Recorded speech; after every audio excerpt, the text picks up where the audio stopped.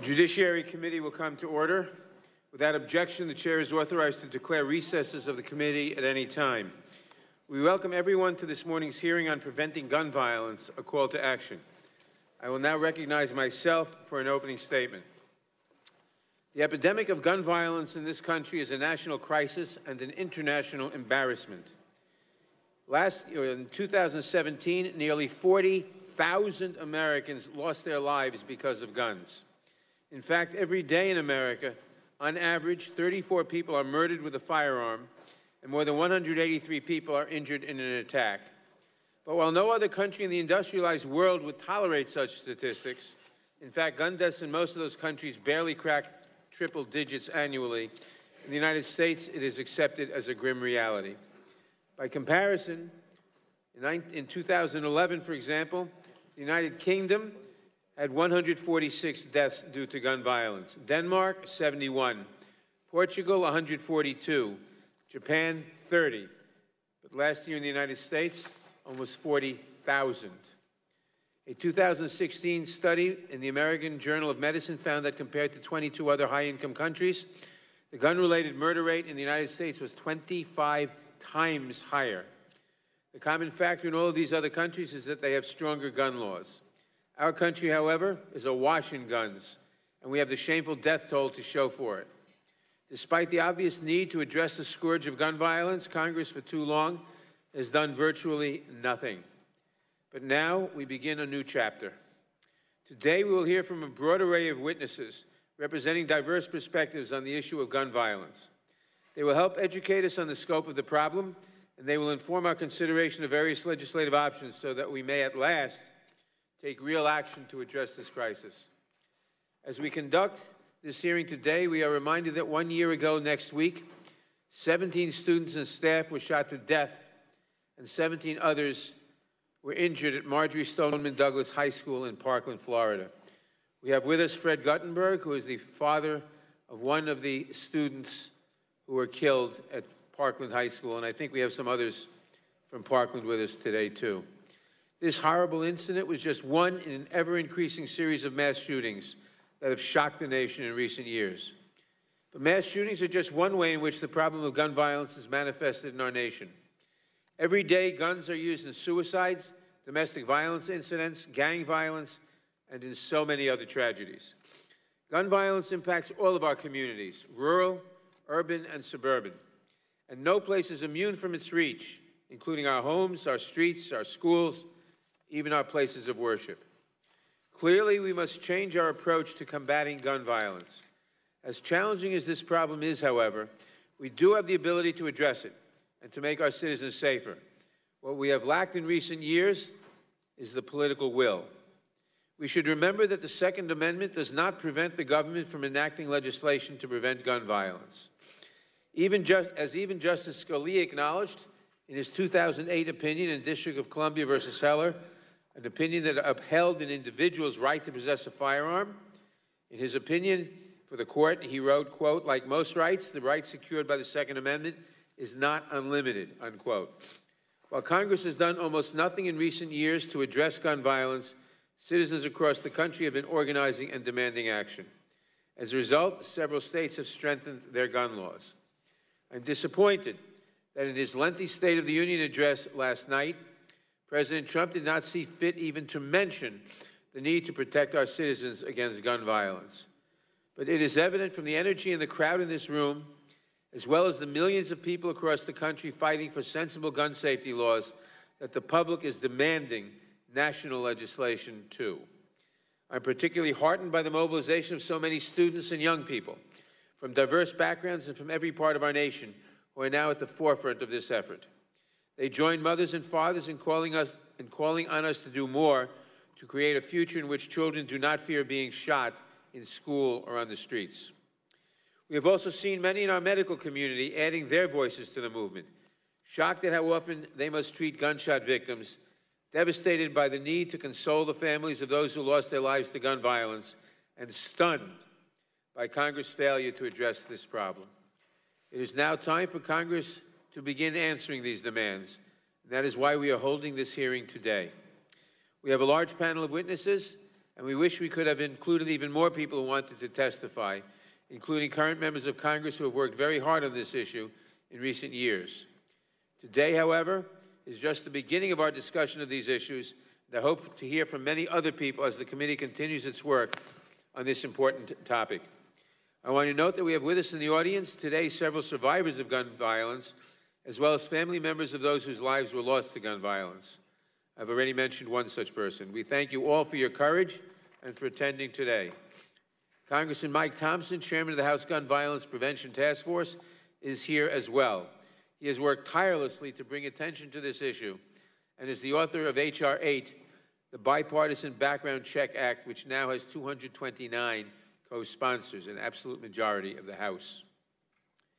For too long, Congress has ignored the epidemic of gun violence that plagues this country.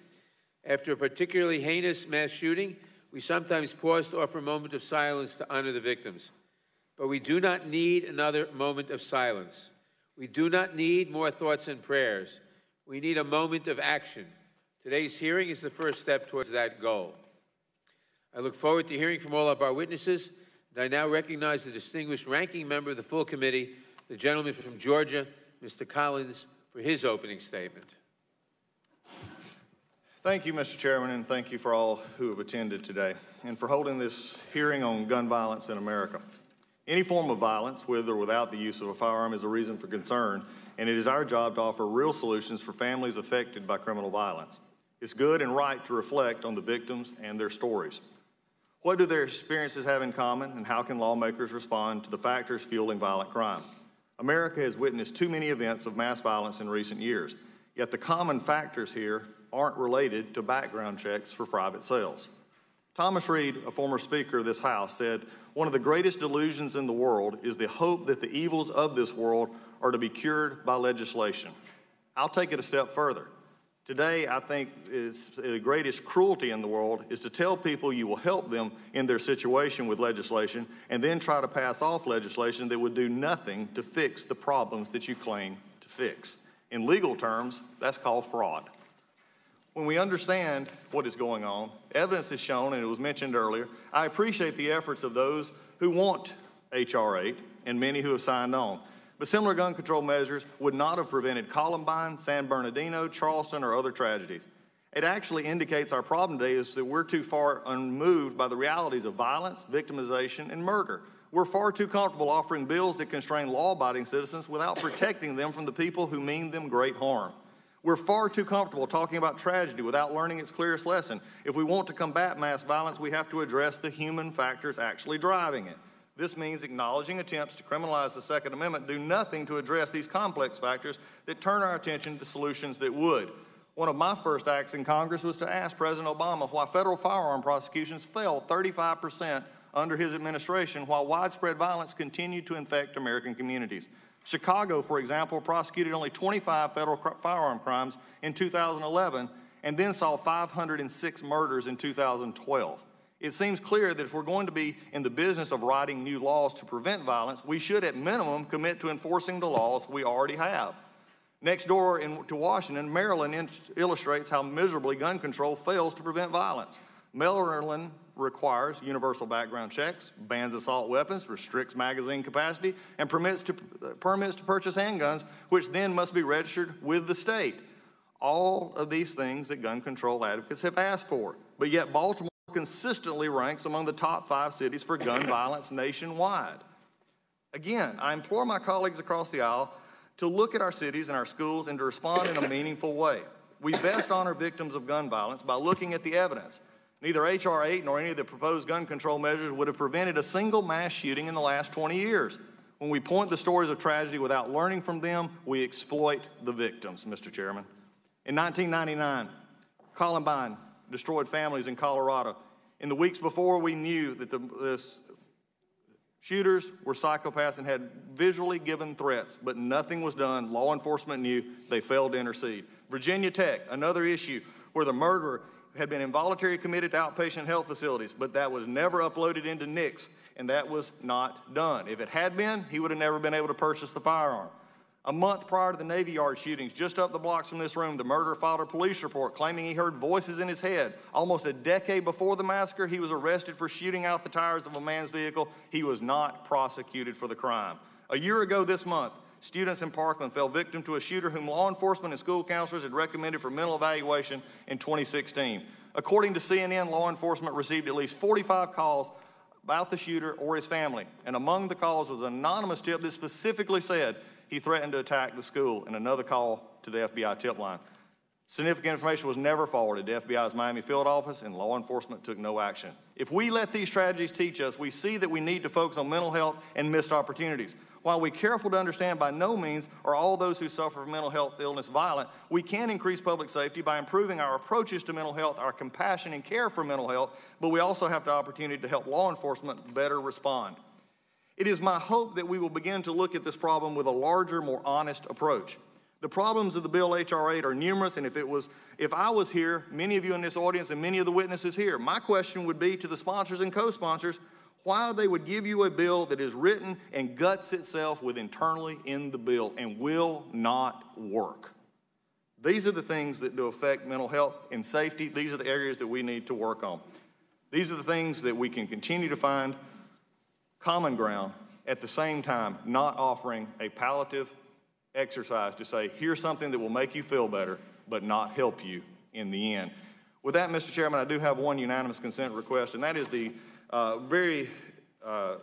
statement for the record by Republican Whip Steve Scalise. And I will have to also say, Mr. Chairman, I'm very concerned that Mr. Scalise, who everyone in this room knows, was very publicly involved in a shooting last year. He wanted to come, and many times this committee has offered members the ability to testify and be a part, and then, as we have done in the past, leave. Mr. Scalise was denied that opportunity. I think that is wrong. Him having to put this into the record is something that should be addressed. It goes sort of to the hearing that we're looking at right now. We're making it sound good, but in the end, for those who come looking for answers, don't find it in H.R. 8. With that, I yield back.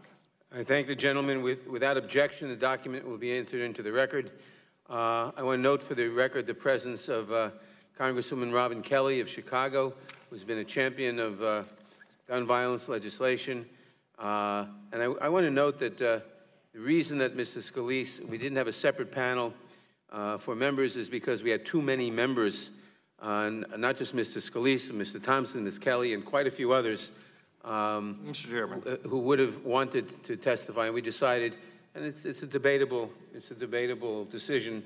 We decided that rather than hear from a lot of our colleagues who will have other opportunities to address this issue in Congress, we'd rather hear from the witnesses. And Mr. Chairman, I understand, except the uniqueness of Mr. Scalise's testimony, being denied this voice is tragic for all who attend and for who have been a part of that, especially from his perspective as a lawmaker who will be voting on and working with this issue. And just because he probably disagrees with the majority should not have been a reason to keep him out. He wasn't denied because he disagrees. The majority members were also, we decided we had to have a hard and fast rule today, otherwise we would have been here all day with members.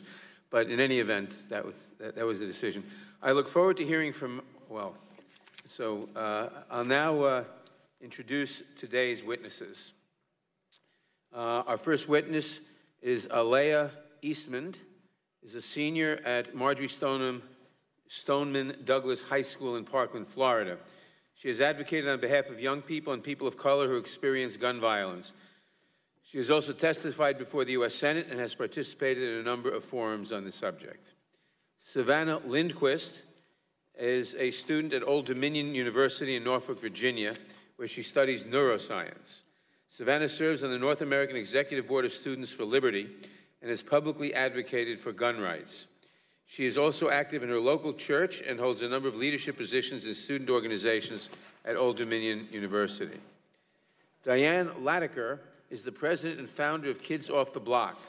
In 2003, she opened up her Chicago home to youth who felt threatened by gun violence. Diane sold her own television to purchase computers to provide the young people seeking shelter in her home educational programs. People in her neighborhood fondly referred to her as Ms. Diane. In 2011, CNN named her as a top 10 hero of the year. Dr. Joseph Sakrin is an assistant professor of surgery, associate chief of the Division of Acute Care Surgery, and director of emergency general surgery at the Johns Hopkins Hospital.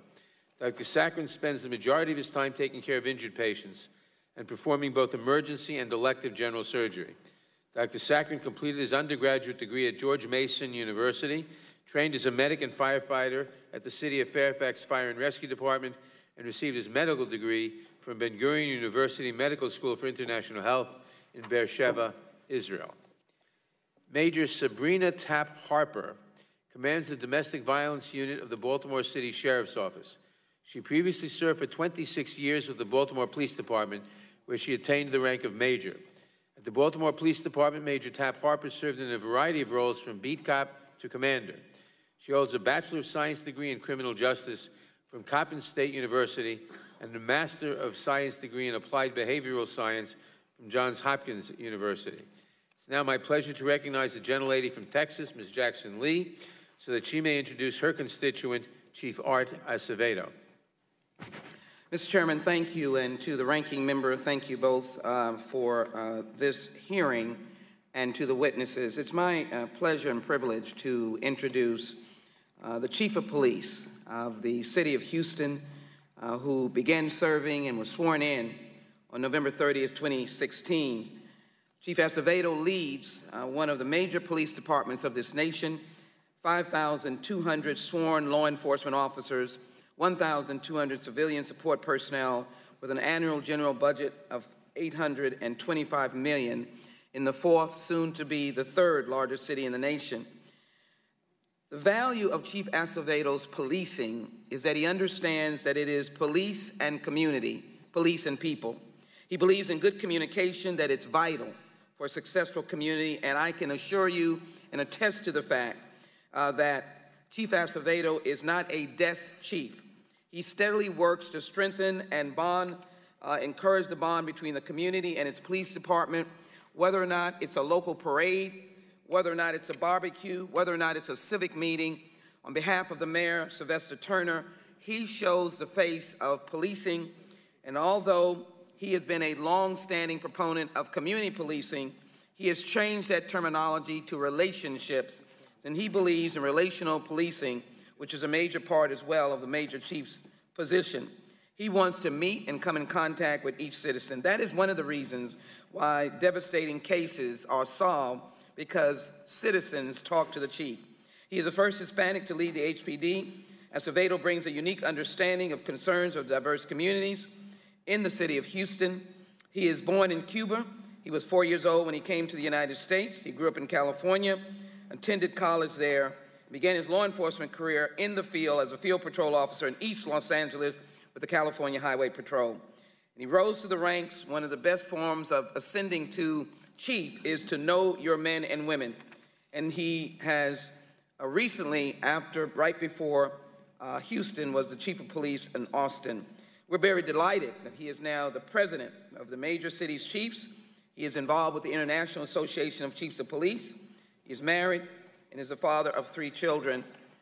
I am very pleased to say that even as we have suffered tragedies and shootings in our community, Chief Acevedo, who's been a stand-up chief and confronted these issues and said to the community that we're with you. I do want to offer to him again, to the officers that were shot last week, a wish for a speedy recovery. Having visited them this past weekend, that is our collective wish of this committee. Mr. Chairman, I conclude by welcoming Chief Acevedo and acknowledging one of his extended constituents. Ms. Rhonda Hart is here, and she is the mother of, sadly, a young lady, her very special daughter, who was shot and killed in the Santa Fe shooting in Houston, Texas. Chief Acevedo rushed to that scene. Even though it was outside the jurisdiction of Houston, he rushed to be of help. That's the kind of chief Chief Acevedo is. Thank you very much, Mr. Chairman. I yield back. Thank you. I thank the gentlelady. I'll continue with our last couple of introductions. Dr. Joyce Lee Malcolm is the Patrick Henry Professor of Constitutional Law and the Second Amendment at George Mason University's Antonin Scalia Law School, I assume. Dr. Malcolm holds a bachelor's degree from Barnard College, in my district, and a Master's of Arts and Doctorate from Brandeis University. Robin Thomas is the Executive Director of the Giffords Law Center. She holds a bachelor's degree from Duke University and a Juris Doctor degree from the University of Miami School of Law. We welcome all of our distinguished witnesses and thank them for participating in today's hearing. Now, if you'd please rise, I will begin by swearing you in. And raise your right hands. Do you swear or affirm, under penalty of perjury, that the testimony you're about to give is true and correct to the best of your knowledge, information, and belief? Thank you. Let the record show the witness has answered in the affirmative. Mr. Chairman, point of parliamentary inquiry. On the end. Yes, sir. We had a conversation on the floor last week, and I just noted you left out, so help me God. Sorry. Do you want me to repeat the whole? I will repeat the whole process. Thank you. Please stand up again. Let me repeat this oath. Do you swear or affirm under penalty of perjury that the testimony you're about to give is true and correct to the best of your knowledge, information, and belief? So help you God. Thank you. Let the record show the witness has answered in the affirmative. Thank you, and please be seated. Please note that each of your written statements will be entered into the record in its entirety. Accordingly, I ask that you summarize your testimony in 5 minutes. To help you stay within that time, there's a timing light on your table. When the light switches from green to yellow, you have 1 minute to conclude your testimony. When the light turns red, it signals your 5 minutes have expired. Ms. Eastman, you may begin. Chairman Nadler, Ranking Member Collins, and other members of the committee, thank you for the opportunity to be here to share my experience and perspectives on gun violence in America. My name is Alea Eastman, a senior at Marjory Stoneman Douglas High School in Parkland, Florida. While it is an honor to be here before you today, I am only here because of horrific events that have compelled me to be here. Next Thursday marks 1 year from the day that 17 of my fellow classmates and educators were shot and killed, 17 more injured. Many like me were fortunate enough to walk away with our lives, but we will never be free from the terror. Some will carry visible scars, but all of us were scarred emotionally for the rest of our lives. I was in my 4th period Holocaust history class, and we were presenting our projects on hate groups. I could never have imagined my group partner, Nicholas Doret, would have saved my life in moments to come. After our presentations, we began to hear loud pops. When the gunman shot into our classroom, Nicholas Doret was in front of me. The gunman's bullets killed him and Helena Ramsey. As Nicholas fell, I matched his every movement and hid underneath his lifeless body as bullets riddled my classmates. I thought I was going to die. As I laid there, I begged God to please make it fast. When the shooter moved on to another classroom, I rolled Nicholas off of me and placed his head on his arm so it wouldn't be touching the cold ground. My classmates pulled me behind a filing cabinet where I called my mom and my dad to say what I thought would be my last goodbyes. I told them how much I loved them and my brothers. I will never forget that day, what I saw, what I did, what happened to my classmates. I will never forget Nicholas Doret, who in death protected me. He saved my life. The effect of the shooting did not end on February 14th. Days later, the stress from the shooting took such a toll on my mother's body that she experienced a miscarriage. Gun violence ends thousands of lives every year. It is an epidemic that extends well beyond high-profile shootings. My family knew this long before Parkland. 15 years ago in Brooklyn, New York, my uncle Patrick Edwards was shot in the back and killed. He was just 18 with his whole life ahead of him. I ask that you give my generation the chance he never had. Minority communities bear the heaviest burden of gun violence. We know this as a fact. Weeks ago, a new report showed that the life expectancy for African Americans has been reduced by 4 years on average because of gun violence. But this report didn't show me anything I didn't already know. Gun violence is an everyday occurrence, and the vast majority of affected communities are minority. We must stop the supply of crime guns, and we must also ensure that there is comprehensive criminal justice reform to address the structural inequalities in the system. I am here to tell you a simple truth. Gun violence is such an epidemic that anyone, anywhere, at any time can be affected. Rich or poor, white or black, young or old. All Americans are at risk, and this is a side of America that none of us can or should take pride in. Since that horrific day, my classmates and I have been working tirelessly in support of sensible gun laws. I got involved with Brady Campaign's Team Enough, young people dedicated to strengthening our gun laws and engaging in communities most impacted by gun violence. I am just one of the hundreds of thousands of students that came out at the March for Our Lives demanding change. Our stories and voices must be heard on the most important issue facing our generation. We are the generation that will end gun violence. I implore you to pass legislation that will make us all safer. Today in America, anyone can go on the internet, answer an ad, or go to a gun show and buy a gun with no background check required. This makes absolutely no sense. I urge you to expand Brady background checks by voting for H.R. 8 requiring checks for virtually any gun transaction. The original Brady law passed with strong bipartisan support, and this should too. The Protection and Lawful Commerce in Arms Act, also known as PLACA, was passed by Congress 15 years ago. No other industry has this kind of protection from lawsuits, and it is time that Congress repeal this outrageous law. Extreme risk laws allow family members and law enforcement to petition a court to temporarily remove guns from people in crisis who pose danger to themselves or others. Congress should encourage more states to pass these laws. Assault weapons and high-capacity ammunition magazines belong on the battlefield, not in our communities. My classmates and I have seen firsthand how uniquely lethal these weapons are. Congress should immediately reinstitute the assault weapons ban. Congress should also close the Charleston loophole. The shooter who killed 9 people in the South Carolina church shooting was able to buy a gun because his background check wasn't completed in 3 days. Most federal checks take just minutes. Some take longer, but law enforcement needs more time to complete those checks. I also urge you to address the concerns of our Black and brown communities who are disproportionately affected by gun violence. Rather than listen to special interests, I ask you to listen to the nation's young people and the overwhelming majority of Americans who have had enough. We have had enough of gun violence in our schools, in our movie theaters, our places of worship, in nightclubs and restaurants, on our streets, and in our communities. Enough. We have all had enough. I hope you have had enough too and use the power that the people have vested in you to do what is right. Our lives depend on you. Our lives are in your hands. Thank you.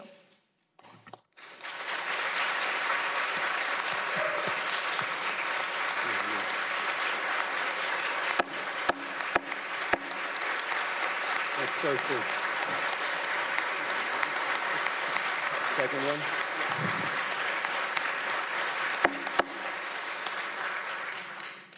Let me just say this now. I appreciate the passion and the energy of the people here, but I must ask that you refrain from making noise or otherwise disrupting the proceedings on either side. Our witnesses and all the members of the committee on whichever side deserve that. Thank you. Ms. Lindquist. My name is Savannah, and I'm a 24-year-old college student. I'm also a daughter, a niece, and a friend. There is part of my identity, however, that I never expected to have. I am a sexual assault survivor. In the fall of 2016, I was living my dream. I had just begun my senior year of college. I was at my dream school with my dream major. I loved my job and was just months away from graduating college. I was so excited, especially as a first-generation college student. What started out as any normal day ended up becoming a nightmare. That night, I was sexually assaulted. I will spare you the details, but it was the worst thing that's ever happened to me. I pray that none of you ever go through what I did, but I do know that this sort of thing seems like it can never happen to you. Before I was raped, I saw sexual assault as something that only happened to other people. It's no secret that sexual violence is prevalent on college campuses, but I took as many precautions as I could, and I tucked my concerns away in the far corners of my mind. But after that night, I could no longer be naive. I had to come face to face with the harsh reality that there are terrible people in this world that do terrible things.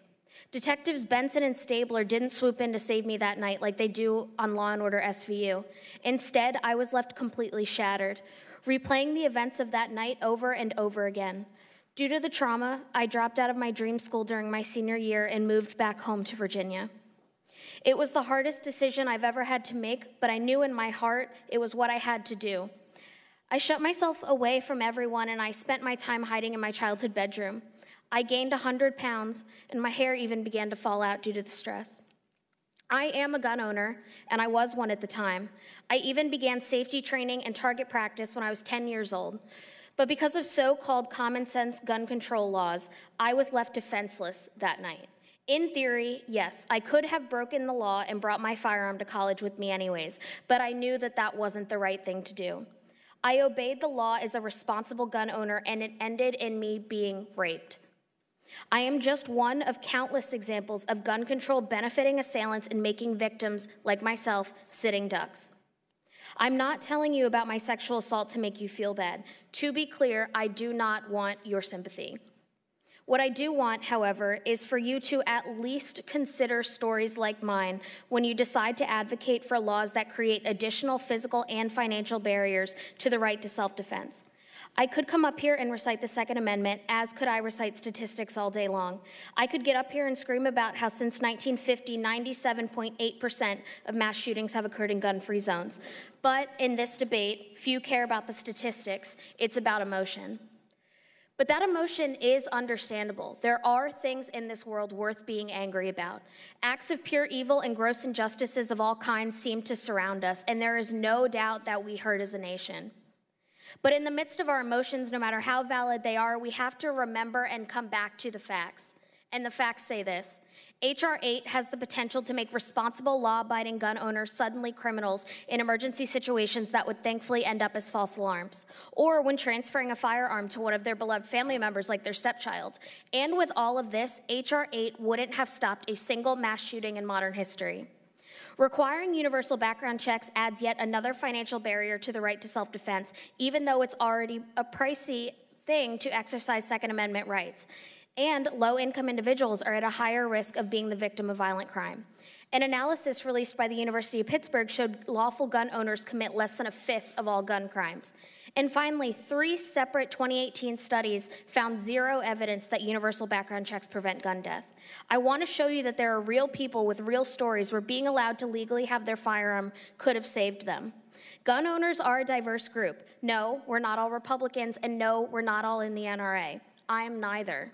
I am a college student willing to bare her soul to the world if it means people think twice before enacting laws that restrict the right to a reliable means of self-defense.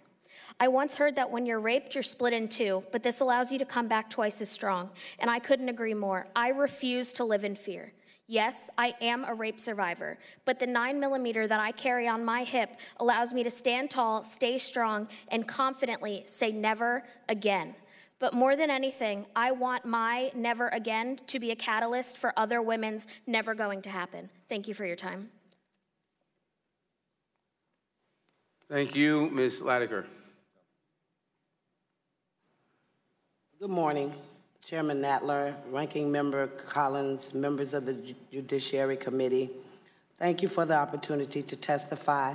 My name is Diane Latiker. I'm the founding executive director of Kids Off the Block, a community-based anti-violence and social justice advocacy organization founded in 2003, located on the far south side of Chicago, known as the Roseland community in the 2nd District of Illinois, represented by the Honorable Congresswoman Robin Kelly.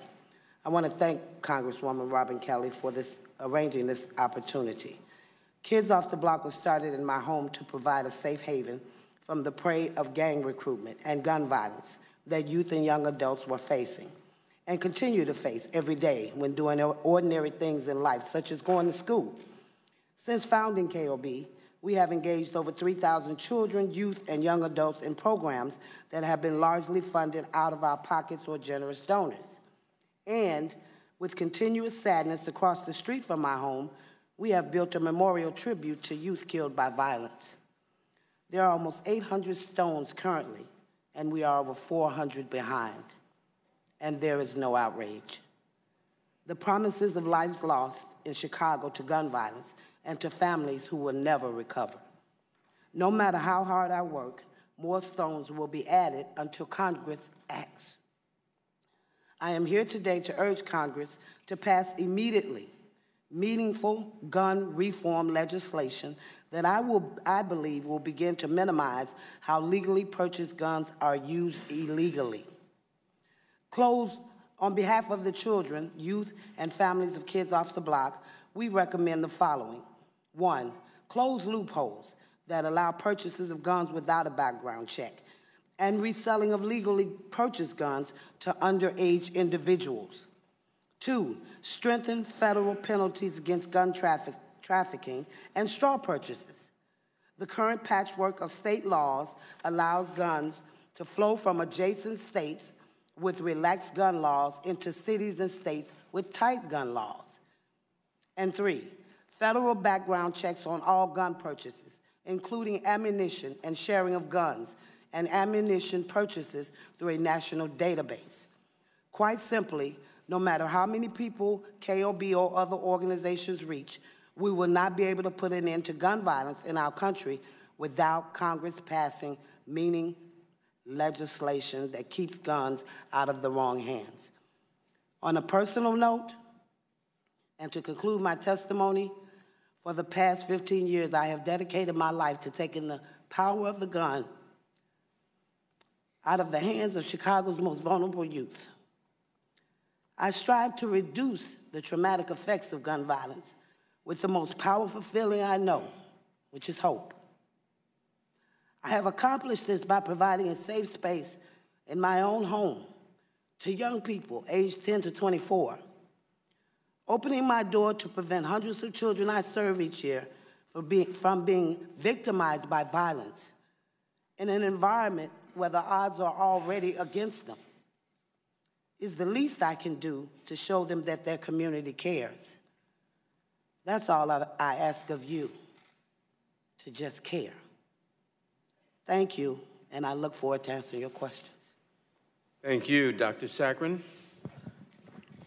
Chairman Nadler, Ranking Member Collins, and other members of the committee, thank you for the opportunity to be here today to share my experience and perspectives on firearm-related injury and death in America. I'm not testifying on behalf of Johns Hopkins, but rather in my role as a trauma surgeon at Johns Hopkins Hospital, a survivor of gun violence, and a board member of the Brady campaign. I was born and raised in Fairfax, Virginia, just a stone's throw away from here. As a son of immigrants, my family was living out the American dream. And in a single instant, our lives changed. A fight broke out not far from my high school, and someone pulled out a gun and shot indiscriminately. One moment, I was a carefree 17-year-old senior, and the next collateral damage is a .38 caliber bullet was ripping through my throat and tearing into my shoulder. I spent the next month in the hospital fighting for my life. Make no mistake about it, I'm here today because of the medical professionals who treated me. The second chance inspired me to become a trauma surgeon and give other people that same second chance. As a trauma surgeon, I and my colleagues are uniquely positioned to understand and address this issue. Every day, we are the ones on the front line caring for patients who suffer injuries from bullets. We are the ones trying to stop bleeding from pulverized tissue and torn flesh. We are the ones telling families that their loved ones are never coming home. We are the ones trying to deliver data-driven solutions with inadequate research funding. And we are the ones that understand all too often that the best medical treatment from this crisis is often prevention. For many years, the debate over how we prevent firearm-related injury and death was one that members of my profession were reluctant to broach. That time has come to an end. Some of us have been told that we should stay in our lane. Well, this is our lane, and doing nothing is not an option. And if we do nothing and maintain the status quo, 1 million Americans will be shot in the next decade. Let me be clear, firearm-related injury and death in America is not only a disease, it's a true public health crisis of the United States. Every day, 109 people die from gun violence, and over 240 people suffer injuries from bullet wounds. The mass shootings that we've all heard about have become too common and unfortunately captured less than 2% of the entire epidemic we face as a nation. Every day in cities like Baltimore, Philadelphia, Chicago, we have young black men that are killed, and their stories often go untold. We need to recognize this is a multifaceted health problem requiring a diverse group of stakeholders, including, but not limited to, healthcare professionals, public health leaders, survivors, manufacturers, academia, gun owners, and yes, the young people. We must develop a broad, multidisciplinary, multi-strategy system approach that is supported by good science and research. We have the best practices we can learn from. Look at motor vehicle crashes in the 20th century. We initially focused on the drivers. We then broadened that approach from who caused the crash to factors that led to death and injury. And we invested in research. We developed solutions like seatbelts and airbags and safer roads. And since then, we have seen fatalities per mile driven fall by 85%. This is the essence of the public health approach, a multi-sector, research-informed, evidence-based program and policies. So in response, we developed safer cars and roads, and we saved lives. The American College of Surgeons Firearm Strategy Team, a group of surgeon leaders who are firearm owners, recently published a statement describing firearm injury prevention solutions consistent with a public health approach, further underlying that as Americans, we have much more in common than we have that divides us, and there are ways to come together to prevent firearm-related injuries. Congressman Mike Thompson and Peter King introduced the Bipartisan Background Check Expansion Act, H.R. 8, on the anniversary of former Congresswoman Gabby Giffords' near-fatal injury. The bill expands Brady background checks to cover all private firearm sales, including those at gun shows or over the internet. Since the Brady law was implemented in 1994, it has blocked more than 3 million unlawful purchases. Other common sense solutions that decrease injury and death include firearm injury prevention research, implementation of extreme risk protection orders, education on safe storage to end family fire, investing in safe technology, expanding access to behavioral health services, and improving victim services. We have both the opportunity and the responsibility to comprehensively address gun violence as the true public health crisis that it is. This is not a Democrat versus a Republican issue. It's a uniquely American issue, and it's uniquely in each of your hands to help fix it. The America I'm fighting for is one where parents no longer have to fear the phone call that my parents received, that the Parkland parents received, and literally hundreds of others in communities across this country are receiving every single day. As a trauma surgeon, I have to look into the eyes of these parents, and it's nothing less than heartbreaking. So the medical community implores you, the time for action is now.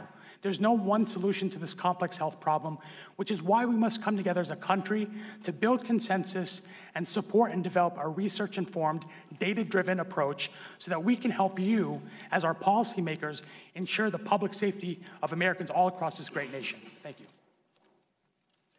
Thank you, Major Tapp Harper. Thank you, Chairman Nadler and members of the House Judiciary Committee for inviting me here to testify today.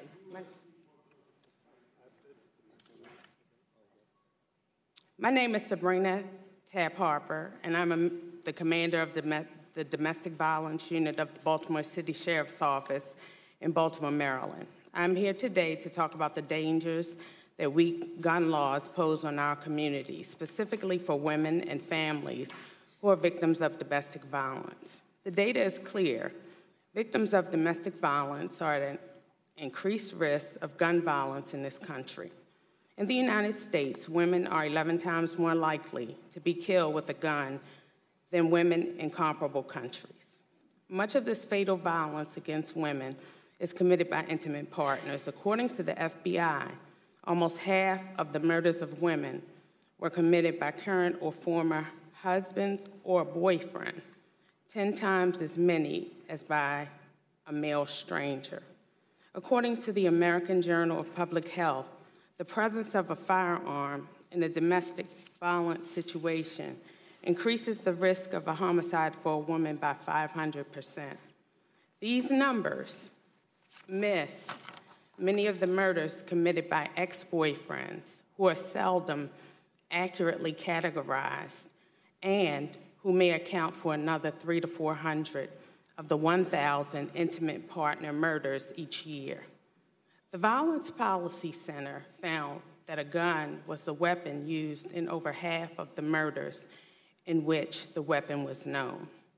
Dr. Jacqueline Campbell's research has shown that gun access by a batterer is the single best predictor of whether a woman would be killed by him, increasing the risk of her murder by more than 5-fold. Abusers also use guns to terrorize their victims. While commanding the Domestic Violence Unit of the Baltimore City Sheriff's Office, one petitioner directed my deputies to an assault rifle that had been buried in the ground for over 10 years and was still fully operable when recovered. The respondent in this particular case was also federally prohibited from owning firearms. Domestic abusers hide weapons in any place they can. I know of deputies directed by petitioners who have recovered hidden firearms in washing machines and air conditioning units as well. In a study of over 400 women in domestic violence shelters in California, 2/3 of the women who reported a firearm in their home said their intimate partner used a gun against them, with over 70% threatening to shoot or kill her, 5% actually shooting at her.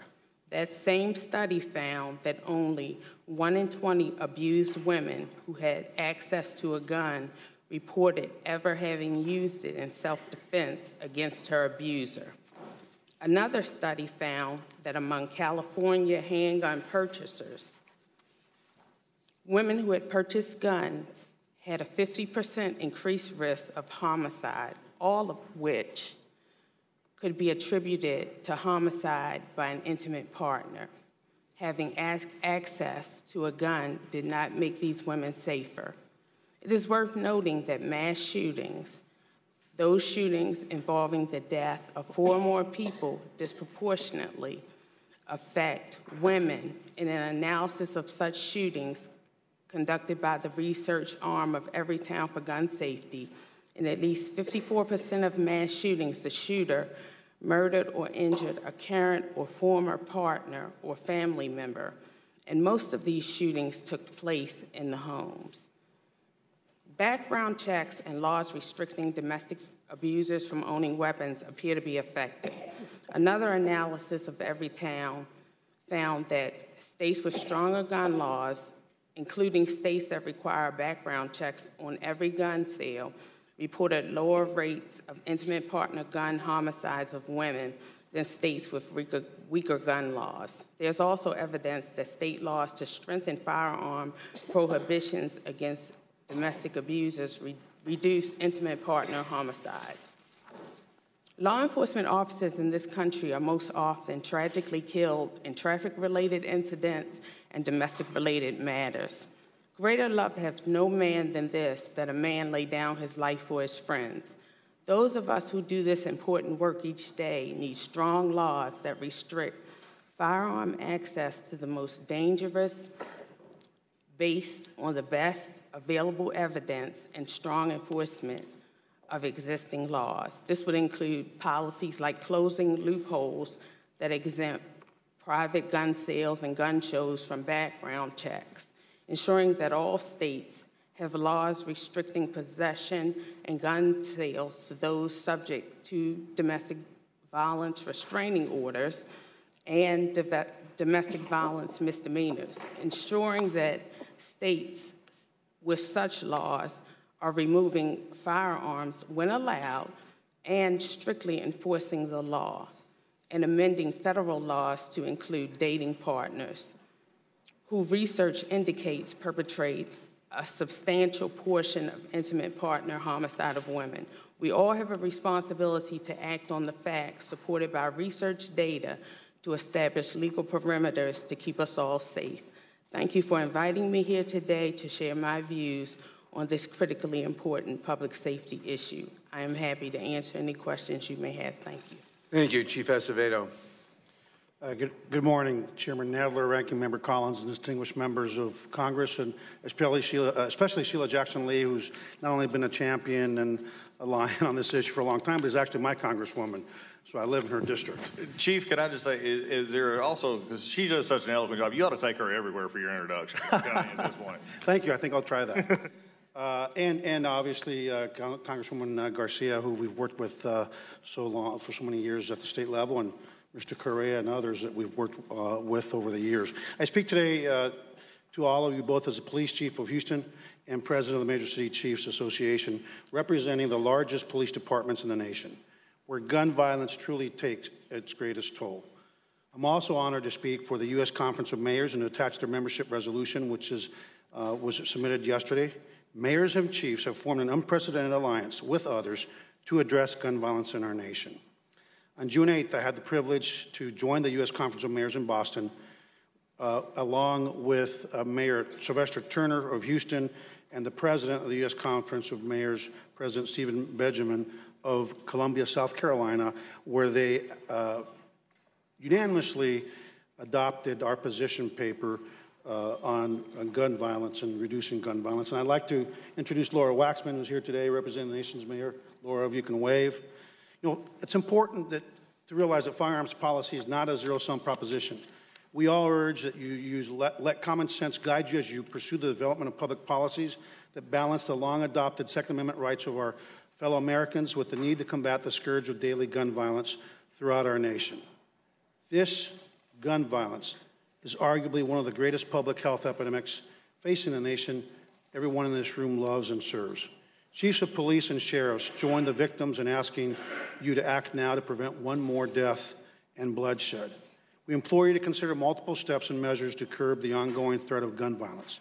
The universal background check, expanded mental health provisions, red flag legislations are measures that we know will work. The time is now to make sure that next process with the process universal and we get rid of the gaps and loopholes that defeat the purpose of which they were intended. Next week, we've invited members of Congress, I think Mr. Thompson, Congresswoman Sheila Jackson-Lee, and others will be joining the major city chiefs and the sheriffs here in Washington to have a roundtable on this issue. And if you have not been invited, I'd like to extend that invitation to all members here today. We hope again that as this debate continues, that we realize that doing nothing is not acceptable.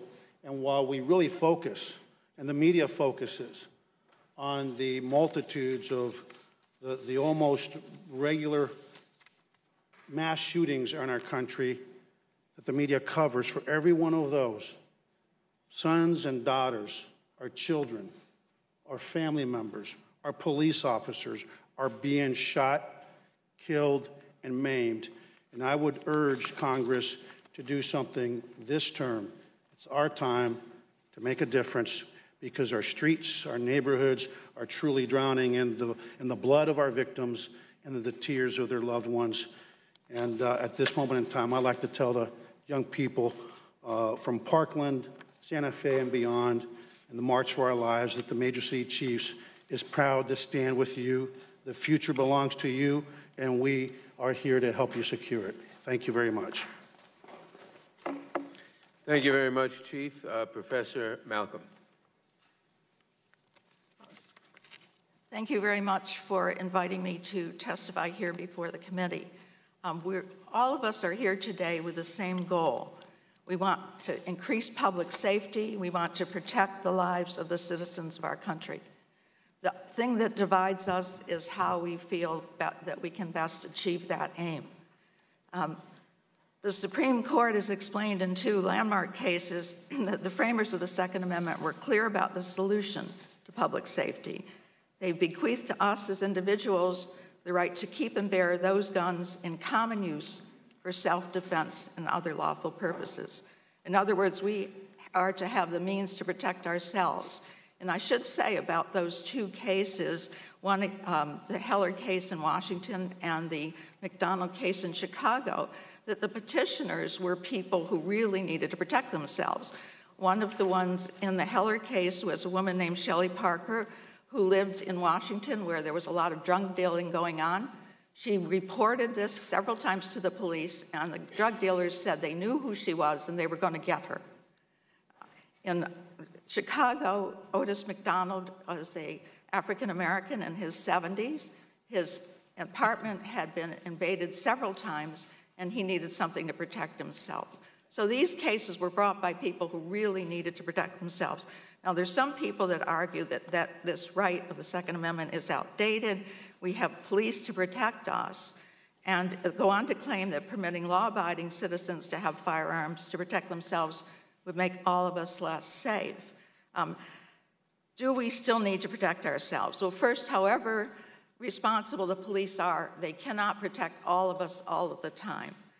And in fact, in a landmark case here in Washington, we found out that they had no responsibility to protect any individual. There was a case brought by 3 women who were assaulted in their townhouse in Capitol Hill. They called 911 repeatedly for half an hour. Nobody ever came. They sued the police in Washington, and the court dismissed their case, saying that there was a duty to provide public service to the public at large, but absent a special relationship between the police and an individual, no specific legal duty exists. In short, the police have no legal duty to protect any one of us. And I should say about the horrible Parkland massacre that the school in Parkland has now decided after a study that they are going to allow the teachers to be armed. Then on the hand of guns being valuable to protect themselves, the FBI does not record self-defense. So there have been some national surveys in an effort to try to find out how many people have actually used a gun in self-defense. And the national surveys, which vary a lot, have found between 700,000 and 3.6 million defensive uses of a gun annually. Normally, all that the person defending himself has to do is actually brandish the gun. They almost never need to use it. It's just a way of showing that they can protect themselves during an attack. Will the private transfers of weapons on the FBI instant background check prevent gun violence? No, they will not. On the other hand, tactics to make it difficult for law-abiding Americans to keep and carry weapons in common use for their self-defense is a serious infringement of their constitutional right. And rather than improving public safety, will make the public more vulnerable to those who would seek to harm them, including the battered women who are in danger, including students who are in a school where no one is protecting them. To conclude, Justice Scalia, in writing for the majority in the case of District of Columbia versus Heller, reminded us the enshrinement of constitutional rights necessarily takes certain policy choices off the table. Thank you. Mr. Chairman, point of information, Mr. Chairman, it's me. Mr. Chairman, it's just important. It's important before we go on. I'm not on important pieces of information, on declarations that are factually wrong. It's important to point them out.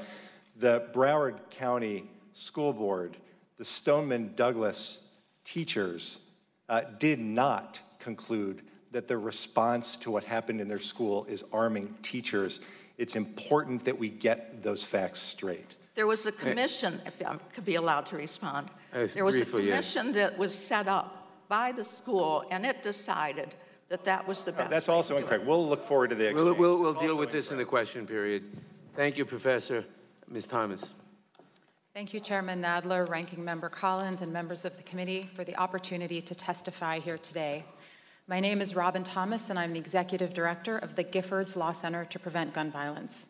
Giffords Law Center was formed more than 25 years ago after a mass shooting at a San Francisco law firm, and renamed for Congresswoman Gabby Giffords after joining forces in 2016 with the organization she co-founded with her husband, Captain Mark Kelly. I've been the Executive Director of the Law Center since 2006. 12 years ago, I told a committee of Congress that numerous loopholes undermine our gun laws, putting American lives at risk. Since I last testified before Congress, no significant progress has been made to close these loopholes, and more than 390,000 people have died from gun violence in our country. Some of these shootings made national headlines and shocked the nation. The massacres at a Safeway in Tucson, at Sandy Hook Elementary School, a church in Charleston, in Orlando, Las Vegas, Parkland, and Pittsburgh, just to name a few. But most American gun violence never makes the news, despite nearly 100 people dying every single day. The nominal effort made to address the reporting of records to the background check system has not done enough to stem the tide of gun violence in our country. It's still far too easy for people who want to do harm to get their hands on guns. Because federal law doesn't require a background check on every gun sale, people who shouldn't have guns are legally prohibited from accessing them, like domestic abusers, people with violent criminal records, and people prohibited for mental health reasons, can easily buy guns from unlicensed sellers with no background check and no questions asked. Even if prohibiting records are in the NICS system, people can simply bypass that system altogether. A 2013 study found that approximately 80% of all firearms acquired for criminal purposes were obtained from sources who were not required to run a background check. And 96% of inmates who were prohibited from possessing a firearm at the time they committed their crime obtained a gun this way. Congress must close this dangerous loophole. That's why I'm grateful to Congressman Mike Thompson and this committee for prioritizing H.R. 8, the Bipartisan Background Checks Act of 2019. H.R. 8 will make it harder for dangerous people to get their hands on guns and hurt themselves or others. Since 1994, background checks have stopped over 3 million gun sales or transfers to convicted felons and other prohibited individuals. This bill would expand the appropriate use of this system, ensuring that laws prohibiting these people from possessing guns are properly enforced. But while closing the loopholes in our federal background check system is a critical first step, we must also do more to cover people at a high risk from committing violence who are not currently prohibited from purchasing guns. This includes abusive dating partners, stalkers, and people convicted of hate crimes. We should also ensure families and law enforcement have the tools they need to intervene when someone demonstrates signs of a serious crisis, called Extreme Risk Protection Order laws. These laws create a legal process to temporarily remove firearms if a court finds someone poses a real risk. These laws now exist in some form in 13 states and save lives while ensuring due process. We must invest in our collective future. Congress should better regulate the gun industry and enact a gun trafficking law. It should also address gun violence in communities where its costs are felt most acutely, in urban areas where young African American and Latino men are most impacted. Well-funded violence intervention and prevention programs can successfully break cycles of violence and level the playing fields for safety in our communities. Congress should also invest financially into research in this public health and safety crisis. Federal research into gun violence has been virtually non-existent for 20 years. This must be addressed so we can learn more about this problem and how to effectively solve it. There is no constitutional impediment to passing life-saving gun laws. Since the founding of our country, gun rights have always coexisted with gun regulations, and the need to protect public safety has always gone hand in hand with Americans' right to own guns. The only thing standing in the way of saving lives is a lack of political will. All we need to strengthen our federal gun laws is a Congress with the courage to do so. I urge this Congress to find that courage, to show leadership on this life and death issue, and to act now. Mr. Chairman, members of the committee, thank you for inviting us here to testify today, and I look forward to answering your questions. I thank all of the witnesses for their testimony. We will now proceed under the 5-minute rule with questions. I will begin by recognizing myself for 5 minutes.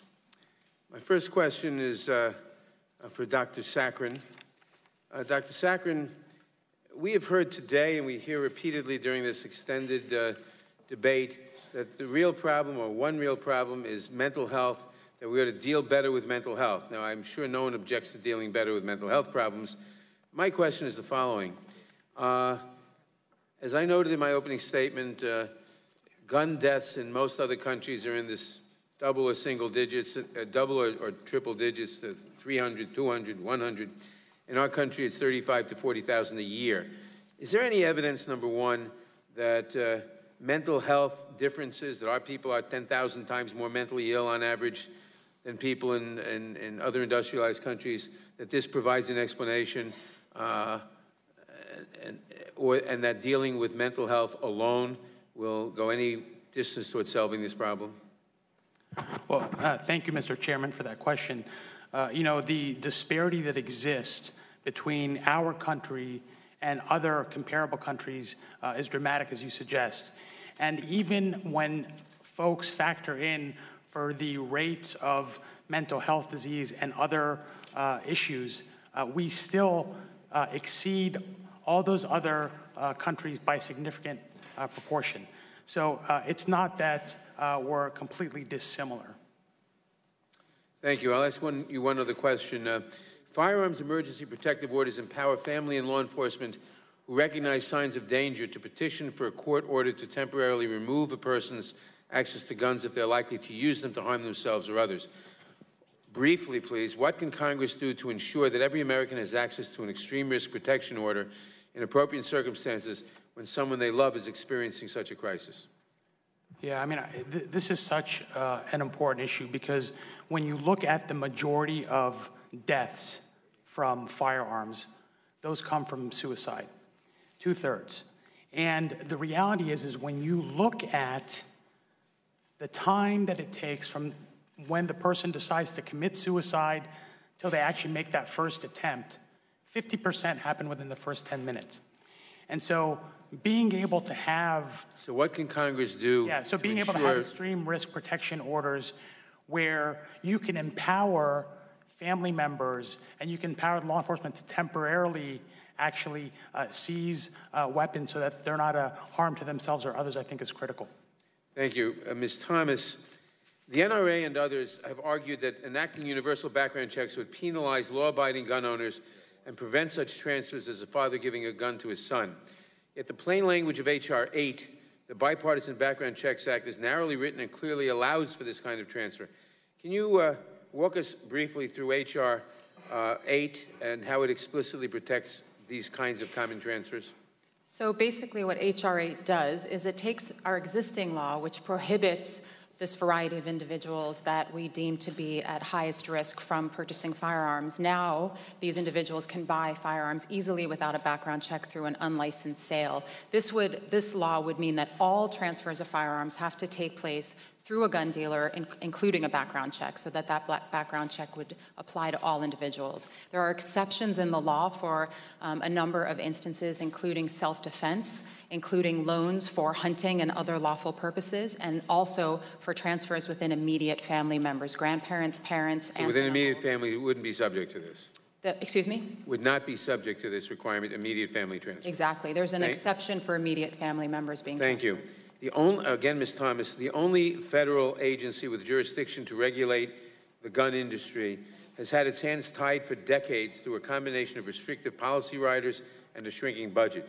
Can you talk about the challenges facing the ATF in its efforts to effectively regulate the gun industry and what Congress needs to do to ensure better regulatory oversight of this agency? Well, I think there's two main issues that you're referring to. One is the funding question and the size of ATF. The entirety of ATF is the size of the Las Vegas Police Department, so it's a rather small group of people looking to look after 55,000 gun dealers across the United States. Approximately 8% of those gun dealers were able to be even inspected last year based on the number of agents that ATF has. So better funding is an absolute necessity for federal law enforcement to be able to properly do their job. Secondarily, I think you're referring to the TART restrictions, which... What restrictions? The TART restrictions, which are an appropriations rider which prevent ATF from aggregating trace data and using that information to properly do their job to find the source of gun trafficking. They are also prevented from modernizing their records, which is helpful to also doing their job properly as law enforcement, as well as encouraging or forcing gun dealers to keep better track of their inventory so they can better understand the source of guns. We should repeal those restrictions. Absolutely. Thank you very much. My time has expired. And I recognize the ranking member, Mr. Collins, for 5 minutes. Thank you, Mr. Chairman. That was an interesting line of questions because it hit on some things that I want to discuss. And Ms. Thomas, since you're up, we'll just continue here. On your website, it says that your organization supports national firearms registration that includes name, address, other identifying information about the owner of a firearm, names of the manufacturer, importer, model, type of action, caliber, gauge. You get the picture. You also like to require renewals of registrations annually, including submitting to a background check. Is this correct? It's off your website. One of the many policy solutions that we think would go a long way to helping reduce gun violence would be registration. Okay, so that's a yes. I'm just asking for yes or no. It is one of the many comprehensive laws that we think needs to be in place if we're going to make progress in reducing gun violence in America. And your organization, as you've already stated, is a very active supporter of H.R. 8.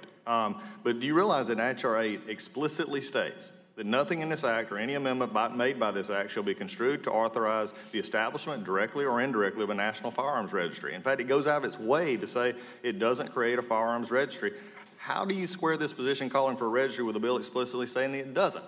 That is absolutely what H.R. 8 says, and we firmly support everything included in H.R. 8. When we go to our website includes the most comprehensive source of analysis of every gun law in every state and at the federal level, both in existence and what is possible in a world where we might want to very comprehensively regulate guns, as they do in many other countries. So what's on our website refers to all of the possible policy options that this body and state governments can consider when they're looking at opportunities to regulate guns and reduce gun violence? I think it's really interesting because it's been reported, even under the previous Department of Justice, Obama administration, that there's no way to actually regulate private sales. Let's talk about what we're actually talking about here. This is private sales, okay? Not when you go to a federal licensed firearm dealer. This is private sales is what is wanted to be regulated.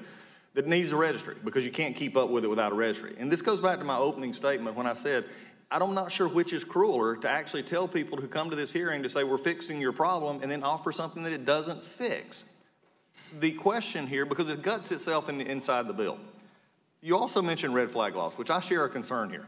But the interesting thing is on the red flag, H.R. 8 itself actually prohibits, like if I was this morning to get up and I've had a bad night, let's say whatever, and I just said, I don't want to live anymore, and I'm going, H.R. 8 actually would criminalize if I went across the street to my neighbor and said, I'm having a bad day, I want to make sure I don't have anything to hurt myself or my family, and give those guns to my neighbor. It actually would criminalize that. It's not in the listed exceptions, and I know there's a lot of it, but if you read the bill, it's not there. So again, I think what we've got to do is look at what is honestly being discussed here. I'm going to switch to Chief Acevedo. Chief, it's good to see you again. We had a great time in Houston. Doing something now, and you brought that up, and I think it's an issue. You know my father's in law enforcement, and I think doing something now is a commendable thing if it actually works, if it actually fits. How can you explain what we just said, going off this last conversation, can you explain how H.R. 8 can operate effectively without a firearms registry? And do you see implementation problems in this? Well, I think that the recommendations that H.R. 8 has in there, the legislation, will not solve, will not eliminate gun violence, but it'll certainly, I don't think anyone in this panel would say that it wouldn't prevent at least one death. And the question I would have is, passing, if that one death was your child, your mother, your father, is a little inconvenience too much to save that life? And if the answer is no, then there's nothing I can say that's going to change your mind on H.R. 8, but I believe that the legislation will save at least one life. And if it's my child who dies, I want him to know, and I want God to know, that I was here today speaking on that life. And I think the interesting thing is how many, though, again, in a law that you passed, that you give people comfort in saying that would actually pass, can simply say the transfer was made before this without a registry? And I think this is an interesting thing to actually explore here. We're going to explore this more when I'm sure it is marked up. I'm not questioning by any means the decision or the desire to find a solution to this. This is it. I was I'm still in the military. I was in Iraq. I had the trauma surgeons in Iraq. We talked about this extensively. You know, this is not an issue, but let's also look at this holistically, because every time we want to go to fix this, we go to the population that is the legal gun owners buying or selling in the legal format. We go to BOP, the Bureau of Prisons, when they put out their statistics. Most criminals do not get their, as you well know, do not get their guns from legal sources. They don't. The question is interesting, curious, because this has come up a little bit. My time is running out, but an interesting discussion here is what would be the penalty for robbing a federally licensed firearm or dealer? What should it be and how should it be enforced? Because that's becoming more and more of an issue. The time of the gentleman has expired. The witness may answer the question.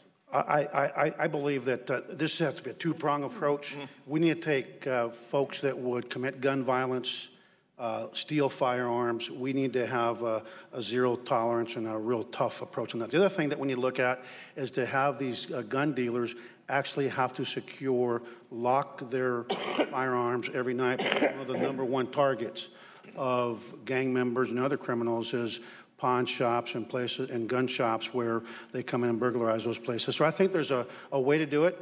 And I think the other thing we need to do is to have Congress actually authorize and fund studying, a comprehensive study on this matter once and for all, and let the experts come up with the policy decisions on an evidence-based, which is really interesting because you're from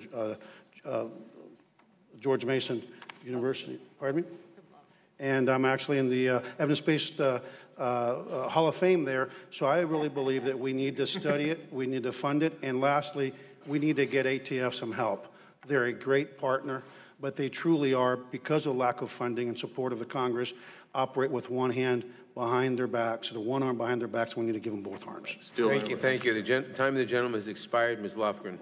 Thank you, Mr. Chairman. I am so pleased that we're having this hearing today. You know, we've experienced an epidemic of gun violence in this country, deaths from mass shootings, suicides, and for years we have failed to have any attention, any hearings, any legislation to deal with this epidemic and this tragedy. So I am pleased that we now have the opportunity to begin work on this public health crisis. You know, it's our turn to set the agenda and to listen to the American people. So I appreciate all of the witnesses who are here, and especially the young people who are in the audience, who have spoken up across the country with passion and eloquence, and it's your energy that has helped us be here today. I do have a question, Ms. Thomas, about a study that was done by Everytown for Gun Safety.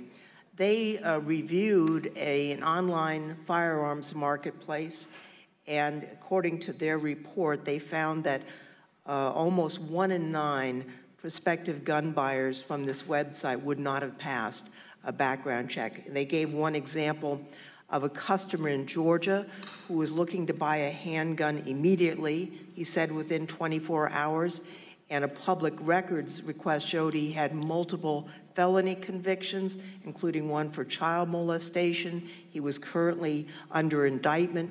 This was someone who shouldn't have a gun. He wouldn't have passed a background check, and yet he was able to obtain it through this unlicensed seller on the internet, and that apparently is happening at a rate 7 to 1 for the users of this website. People know they can avoid the background check.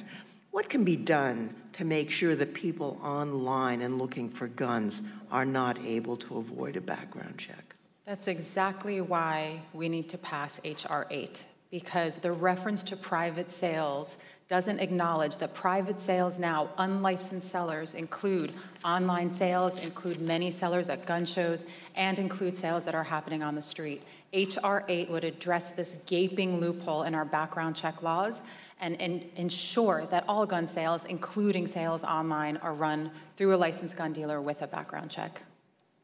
Thank you very much. Dr. Saccharin, in the early 1970s, Congress passed legislation spurred by a call to action surrounding a public health crisis.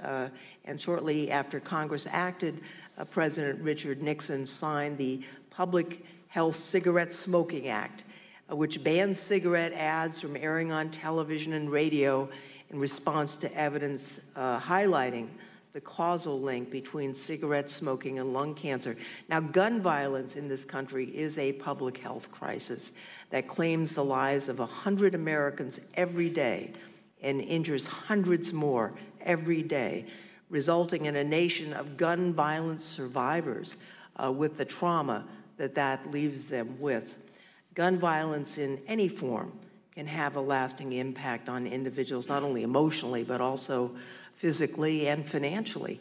Now, do you agree that gun violence is a public health crisis in America, and how could we address the public health implications of gun violence similar as was done with smoking? Yeah, thank you for that question, and that's such an important question, because one of the things that we haven't done when it comes to gun violence is treated it like a disease, treated it like the public health crisis that it is. And the tobacco analogy is great, but it's also, you know, you can talk about obesity and so many other things. And as clinicians, we have a responsibility to be talking to our patients about, you know, things like safe storage and other aspects. And what can we do? I think, you know, one of the biggest gaps, and we heard about this, is the lack of funding. There's been essentially a moratorium on federal funding when it comes to firearm injury prevention research. And when you talk to, you know, folks like Dr. Redfield, who's a CDC director, he will say, I'm happy to study it as long as Congress appropriates those dollars. So I think that's one thing that's so critical. Thank you, and my time is just about up, but I would be remiss if I did not thank my colleague from California, Mike Thompson, for the years that he has spent leading our gun violence task force. He's here in the audience today, and thank you, Mike, for your hard work. Thank you. Mr. Gohmert. Thank you, Mr. Chairman, and do appreciate all the witnesses being here today. And I'm thrilled there's so much interest in this issue because, as has been said, I know everybody here wants to stop the gun violence. And as a former prosecutor and defense attorney and a judge, felony judge for over a decade, I've tried to remember any case. I can't remember any significant case I had out of the thousands where somebody went through the process of getting a gun legally to inflict the violence. We all want to stop the gun violence. I haven't heard anybody talk about the breakdown of the home, the breakdown in moral teachings. Those certainly have had an effect. And I know one of the most quoted numbers that we often hear, and we've heard again today, is that background checks have stopped over 3 million people from getting guns that shouldn't. That's the initial stop. It's difficult to get through all of the data, but it appears the best estimate is somewhere over 96% of those 3 million end up being able to get guns. That's just the initial stop. And in fact, a good indication is 2010 numbers. And these are sometimes difficult to get the exact figures, but from 2010, we know there were 76,000 denials, and the Obama administration only found 44 that actually were committing a crime by trying to get a gun illegally. So we want to all get to the same place. Here in D.C., where they have incredibly strict gun laws, it costs $125 to privately transfer a gun. People that are law-abiding, they'll pay the $125. Criminals will not. They will not stop the transfers among criminals, and that's really where we get. In Baltimore, we've heard about, it's $250. Heck, in Illinois, apparently it's a $450 to get qualified to have a concealed carry. And if H.R. 8 became law, and somebody called me or anybody and said, I'm scared to death, my former spouse or live-in or whomever has threatened me, and I think he's going to be coming sometime this week. Well, the law under H.R. 8 requires, before you can do a private transfer, before you can take them a gun to try to help them protect themselves, there has to be an imminent threat. So for someone to take a gun to somebody they love so they can protect themselves that week, they committed a crime, because you can't have an imminent threat for a week. So there are issues here. We all want to get to an end of gun violence, but I would like to ask Dr. Oh, and by the way, for victims, I mean, our heart goes out to whether it's a shooting, it's sexual assault. I mean, there were so many times that as a judge, I had to stoically do my job, but I would go back to my office with a broken heart for the victims. We know who does the real suffering, and we want to stop it. And I am thrilled that we have so many people that care so deeply. But Dr. Malcolm, in your information, you indicated in 2018, the FBI reported some 26,181,000 requests for background checks to purchase a gun.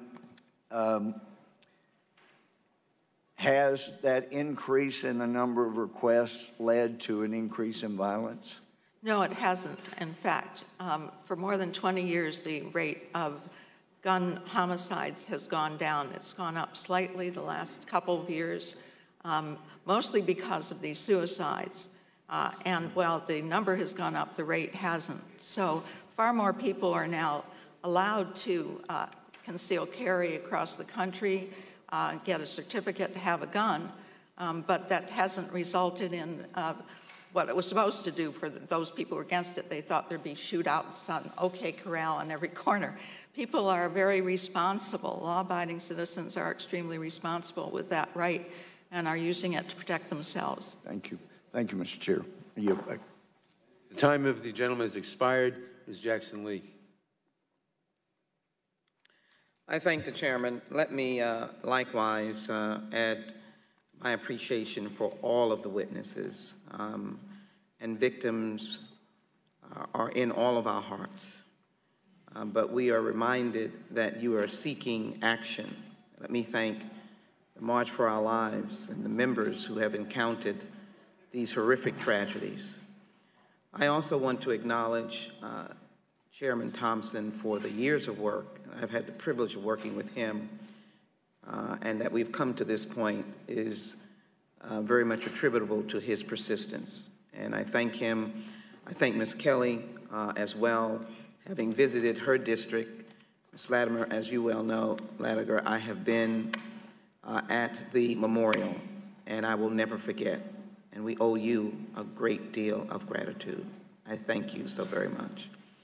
Let me, Ms. Thomas, I might not get to ask you a question, but I do want to indicate that the Giffords Center has been the mainstay of data collection. And so I want to remind everyone the numbers that we have cited have come from this great work, 100 Americans dying every day. So that means as we sit here today, there are Americans being killed by guns. I believe your statistics of 3 million people effectively being stopped through gun checks. And the universal background check bill is a bill of common sense. That's all we've asked for. I want to ask Professor Thomas, let me do this. The Second Amendment is the language in particular. Allow me just to read from the Constitution.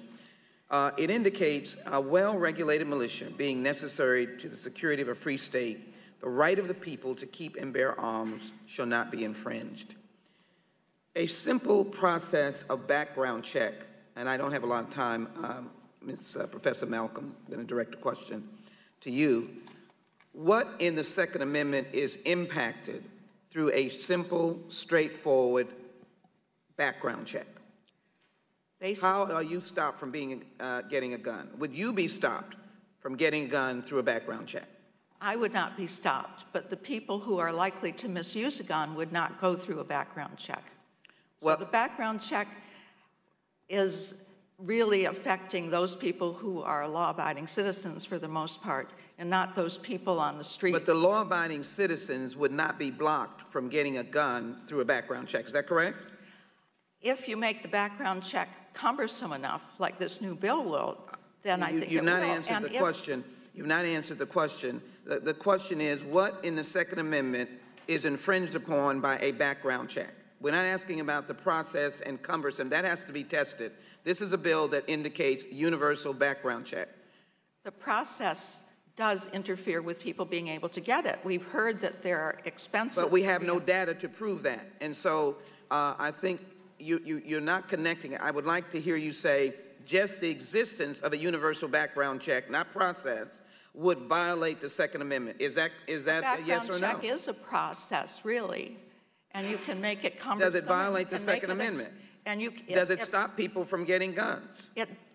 It's not the point of who will not go through the process, is will it stop people from getting guns that you say are law-abiding citizens? One of the members on the, one of the Republican members of your committee has pointed out that there are expenses in the states that have universal background checks. I don't think you're answering the question. Cannot afford. Let me go to Chief Acevedo. So it does. I thank you very much, Professor. I don't think you're answering the question. It does not infringe upon the Second Amendment. Chief Acevedo and Dr. Saccharin, two questions, and I really want to question all the witnesses, but let me be very clear. Chief Acevedo, you're on the streets with your law enforcement. You believe in relational policing. How much guns impacting your officers, but also as you walk the beat, impacting neighborhoods and mothers and fathers and children. That's my question to you, and I just want to get the question for Dr. Saccharin. Dr. Saccharin, years ago I introduced a bill where the chief of surgeon from Texas Trauma from Texas Children's Hospital said at that time it cost them $67,000 to treat a gun victim, a child. That was 20 years plus ago. Would you be able to answer monetarily, just maybe not specifically, but the depth of cost, both in human tragedy, but dollars that we lose by not responding to gun violence in America? Chief, would you answer the question, please? And I ask the indulgence of the chair. Yes, Chief. Thank you for the question. The gun violence impacts all big cities across the country and suburban America as well. And if you think about domestic violence, in the city of Houston last year, we had tragically 279 homicides. It went up by 10. And the driver, the greatest driver, 38% increase in domestic violence homicides, domestic violence murders, where we don't have enough tools across our country for police officers in those situations to temporarily remove firearms, to keep women safe and families safe and children safe. And so it is a significant problem. I think all you have to do is turn on your television, listen to the radio, listen to the scanners, and go to our emergency rooms, and you'll see that it's a significant problem. Dr. Saccharin? Yeah, thank you so much for that question, because if... The time of the member has expired, and the witness was permitted to answer after the time of the member had expired. Thank you, Mr. Chairman. You're welcome. Chief Acevedo spoke after the time had expired. Our next witness, questioner is Mr. Gaetz. Oh, before Mr. Gaetz, I want to announce that the committee will recess at 12:30 for 1/2 hour for lunch. We will resume at 1 o'clock, and we will continue until there will be votes, which we expect on the floor sometime after 2, and if necessary, we'll reconvene right after those votes. Mr. Gaetz. Thank you, Mr. Chairman. Ronald Silva was standing with a friend in his driveway when he was shot and killed by an illegal alien who had been previously deported.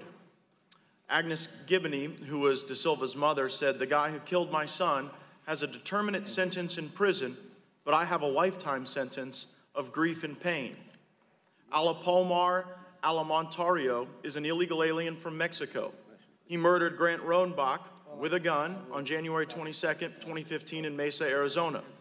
ICE was working to determine whether or not he should be deported when he had the opportunity to commit this crime. Gustavo Garcia, a 36-year-old illegal alien, shot and killed a 51-year-old Rocky Paul Jones on December 17th at a gas station. Garcia had previously been deported by ICE. Before his deportation, he had a criminal record going all the way back to 2002, where he had illegally possessed a firearm. In addition to murdering Jones, Garcia also shot a farm worker in the chest who was picking fruit, committed armed robbery, and shot and attempted to kill a woman after he followed her to a Motel 6.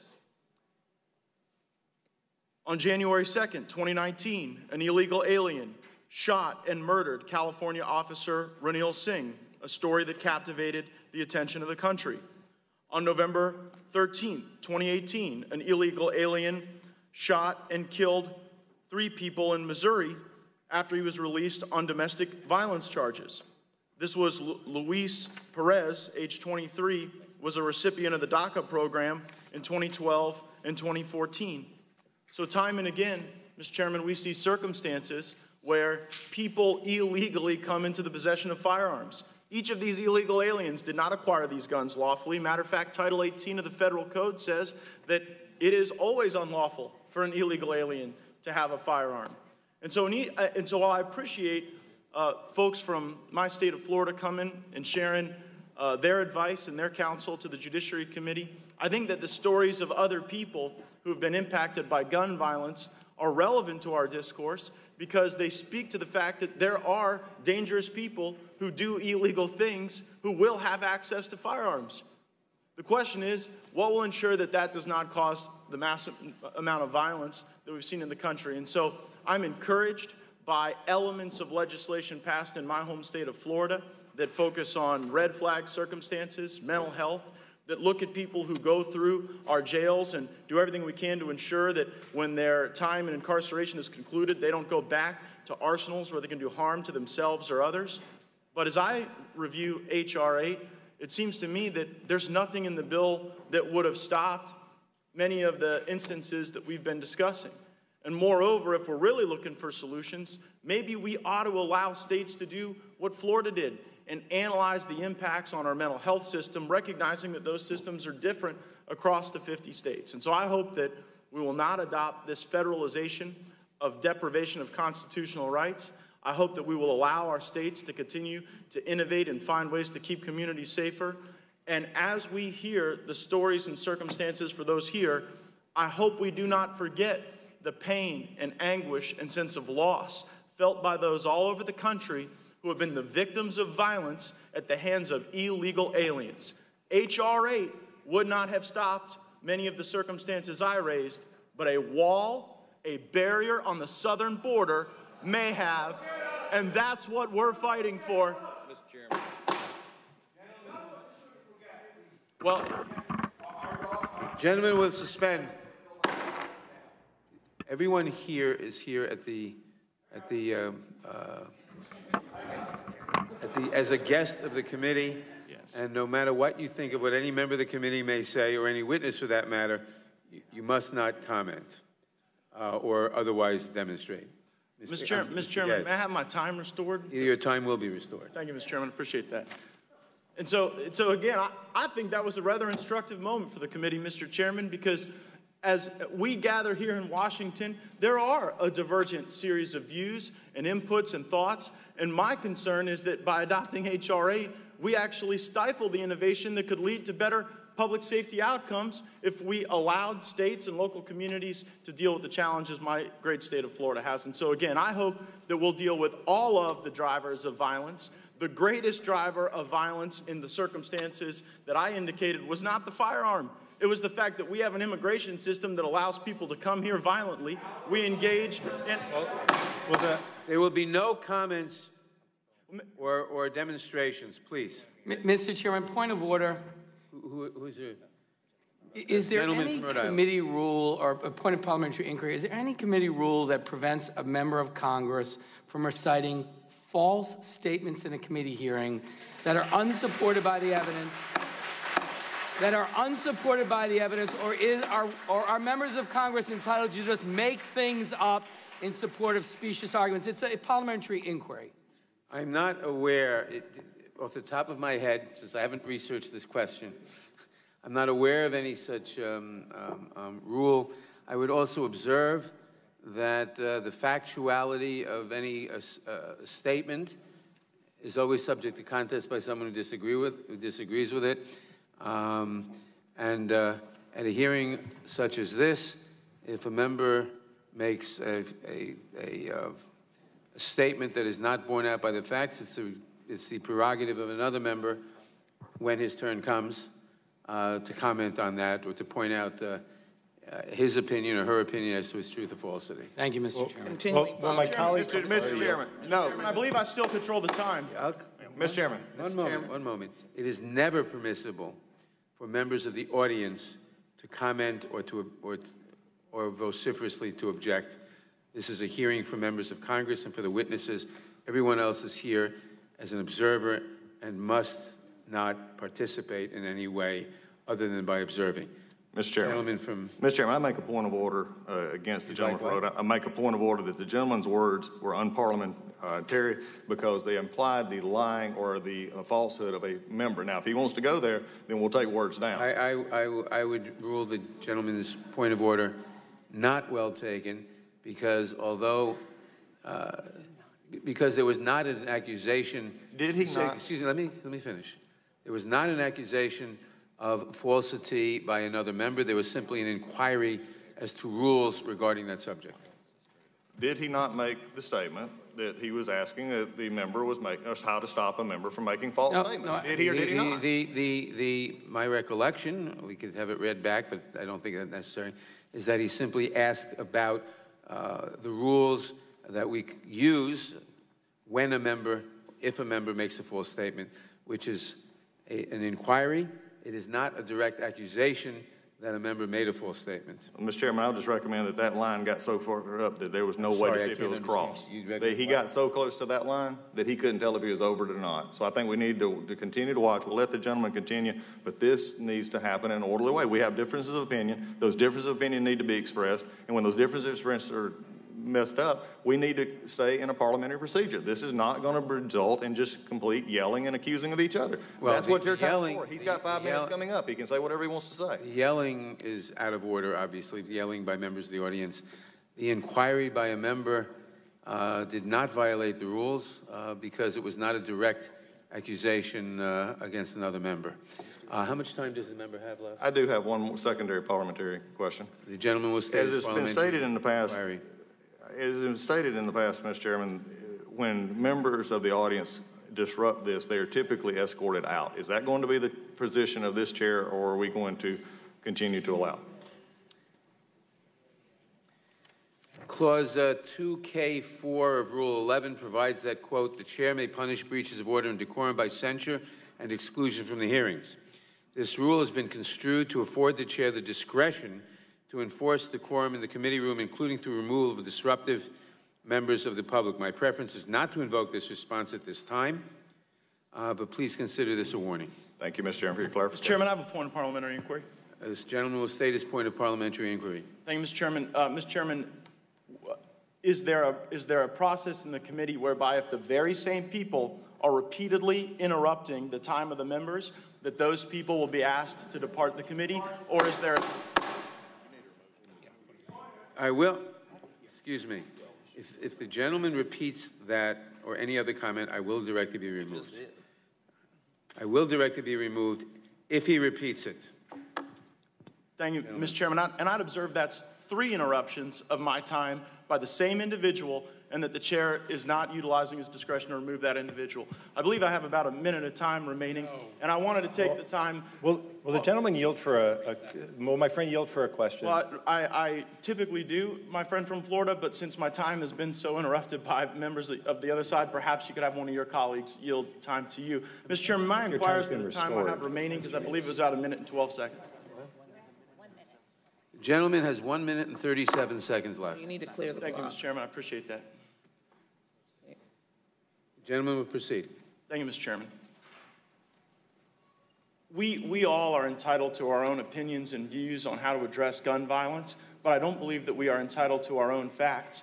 And while I have great personal affection for the gentleman from Rhode Island, it is deeply troubling to me and hurtful that as I share the experiences of people who've lost sons and daughters, who've lost friends and neighbors at the hands of violent illegal aliens who have illegally acquired firearms, that my colleague would indicate that that's somehow lying or making misrepresentations to the committee. And so if my colleagues on the other side of the aisle have solutions for gun violence or to secure our border, or to make sure that illegal aliens don't come into possession of firearms, I'm eager to hear those. But in your debate with me, please don't demean or diminish the pain and suffering, the humanitarian consequences, the violence, the bloodshed that has occurred because we allow illegal aliens to come into our country, receive the veils of protection, benefit from policies of catch and release that my friends on the other side of the aisle have supported,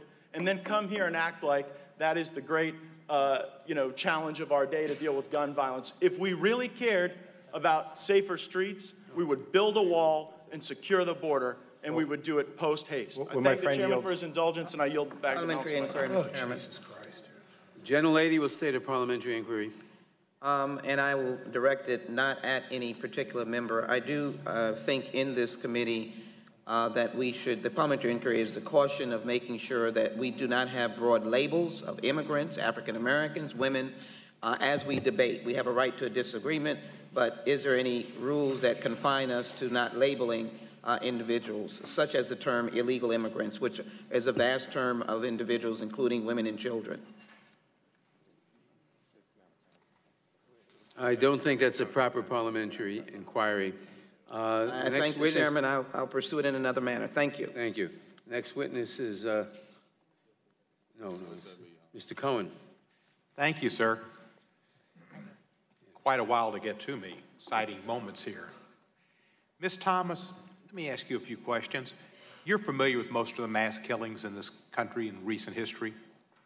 Fair number, yes. Of the ones that, there's some noted here, I mean, I might be missing some. In Thousand Oaks, there were 12 people killed. There were 17 at Parkland, 25 in Sutherland Springs, Texas, Mandalay Bay, the 58, Orlando, 49, San Bernardino, Charleston, Aurora, Sandy Hook, Virginia Tech. How many of those people came across our southern border that committed those crimes? To my knowledge, none of those. None of those people were illegal aliens? Not to my knowledge, no. I got the impression, I got confused. I thought illegal aliens, when they got in, they went straight to a taco shop, got a gun, and started killing people. But that doesn't happen. Not that I'm aware of. What do you think is the best way to help reduce gun violence in this country? I think that H.R. 8 is absolutely the right first step to closing this gaping loophole in background checks. I think once H.R. 8 is passed, there's a number of steps that this Congress can take to adequately address and reduce gun violence in America. We know for sure that states that have comprehensive regulation of guns have far lower rates of gun violence than states that have very lax gun regulations. And we can look at a wide range. Today we've been talking about regulation through extreme risk protective orders. We've been talking about age limits on guns. We're talking about very dangerous lethal weapons. We're talking about proper funding of research and CDC, and I can go on. My testimony includes a wide range of possible angles that this Congress can consider as a way to reduce gun violence in this country, almost all of which have research showing that positive impact. And you're familiar with Everytown for Gun Safety that Yes. grew out of the shootings up east. They made this their top priority, that should be passing H.R. 8. This legislation requires background checks on all gun sales. Do background checks on gun sales also relate to less domestic use of domestic shootings and domestic disturbances? Yes, absolutely. H.R. 8 would not only keep guns out of the hands of individuals who shouldn't have them that are already prohibited, including domestic abusers, it also creates the appropriate floor so that if we expand categories of domestic violence, as was suggested by other witnesses, that we can continue to reduce domestic violence incidents and force all gun sales to include a background check to keep those guns out of those dangerous hands of domestic abusers. In Memphis, Tennessee, there were 176 deaths because of homicide in 2018. 290% of those were results of gunfire. Do you think the people of Memphis could expect a reduction in that rate if we pass H.R. 8? It's hard to say that one law alone is going to have a specific impact in one place. We know that starting with closing this loophole and passing universal background checks, and then looking to the specific opportunities to expand upon that, absolutely will reduce gun violence. I think urban centers have particular issues that we can look at. We've been looking very closely at intervention and prevention strategies that particularly address the problems of urban centers and are shown to be incredibly effective, reducing gun violence of up to 70%. So I think looking at the specific issues that face a city is a very important way to proceed, but this is the right way to start. Charleston, South Carolina, had the horrific church shooting. Did the perpetrator of that mayhem and murders, did that person pass a proper background check, do you know? No, he did not. There was something that happened in that case called a default proceed, where individuals who don't have the background check completed within 3 days, the dealer has the opportunity to transfer that weapon even without completion of the background check. In this instance, that individual would not and should not have passed a background check. So, indeed, if H.R. 8 was the law, there's a goodly chance, or a chance, that that individual would not have gotten a gun and those church people would still be alive.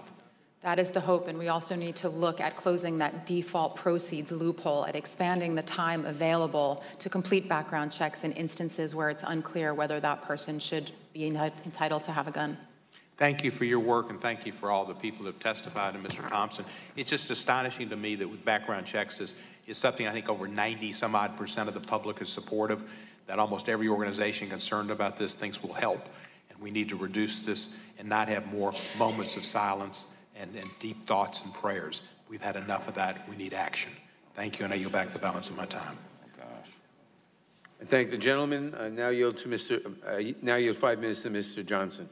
Thank you, Mr. Chairman. And I just want to say on this side, thank you to all the witnesses, all of you. It takes real courage and courage of conviction to do what you're doing here today. There's a lot of passion in the room, and it's understandable. We get that. I think it's important for us to say here that every single person in this room wants to end the tragedy of gun violence in our country.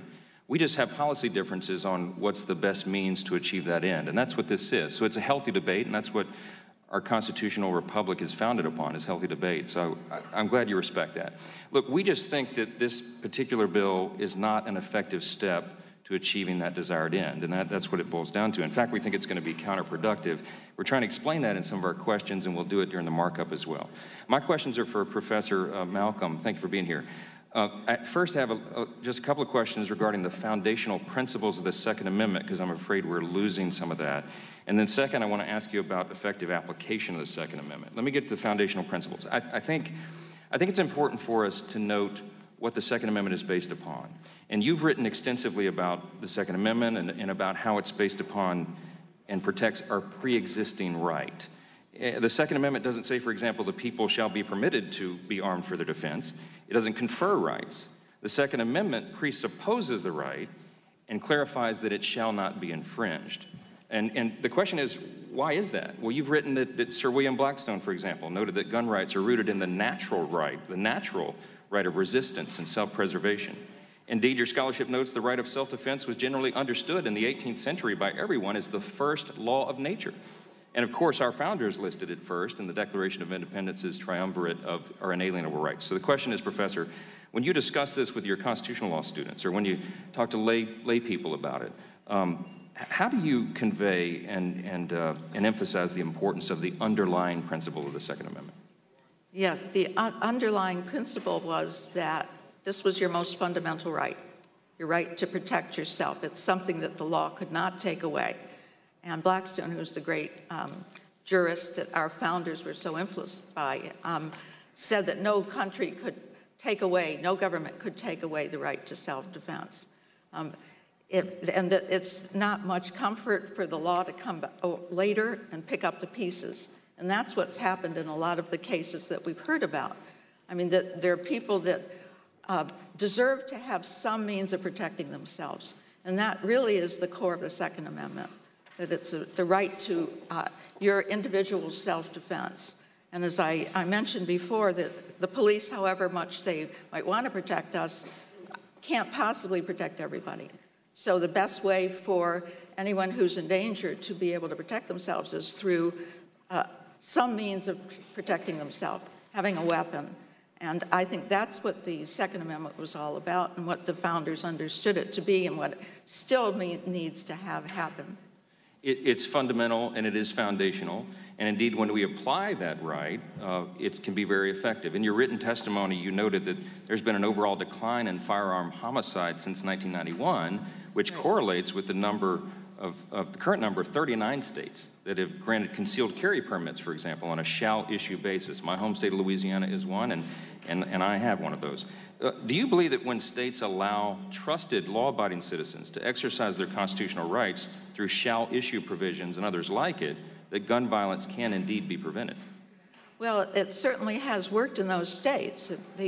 There hasn't been more gun violence because more people have guns. They have been able to protect themselves, and people who want to harm someone else don't know who's armed and who isn't. So it really is a help that they're in the dark about it. It's a help that some people are prepared to protect themselves. It has not resulted in more gun violence. And in fact, we've heard today that some of the increase in homicides from guns has been from suicide. So it's not law-abiding citizens who need to protect themselves that are causing any problem. It's people who are getting illegal guns, and that seems to be what the real issue is. Last question, because I'm running out of time. The Heller court made clear that this is an individual right and that this right is fundamental and sacrosanct. Do you believe Heller provides us with enough protection against ill-conceived legislation that may be well-intended, but may run afoul of that Second Amendment right? Well, Heller really does, but there's some of the lower courts have really not been respecting Heller and have been really ignoring what the Supreme Court was very explicit about. And so I'm really glad now that the Supreme Court seems to be willing to take a case on cert and get back into it, because otherwise the Second Amendment just becomes what Justice Thomas called a constitutional orphan. I mean, we have this Second Amendment right. It's important for all. You can't just obliterate it and ignore the Supreme Court without doing damage generally to all of our rights. I'm out of time. I yield back. Thank you. Thank you all.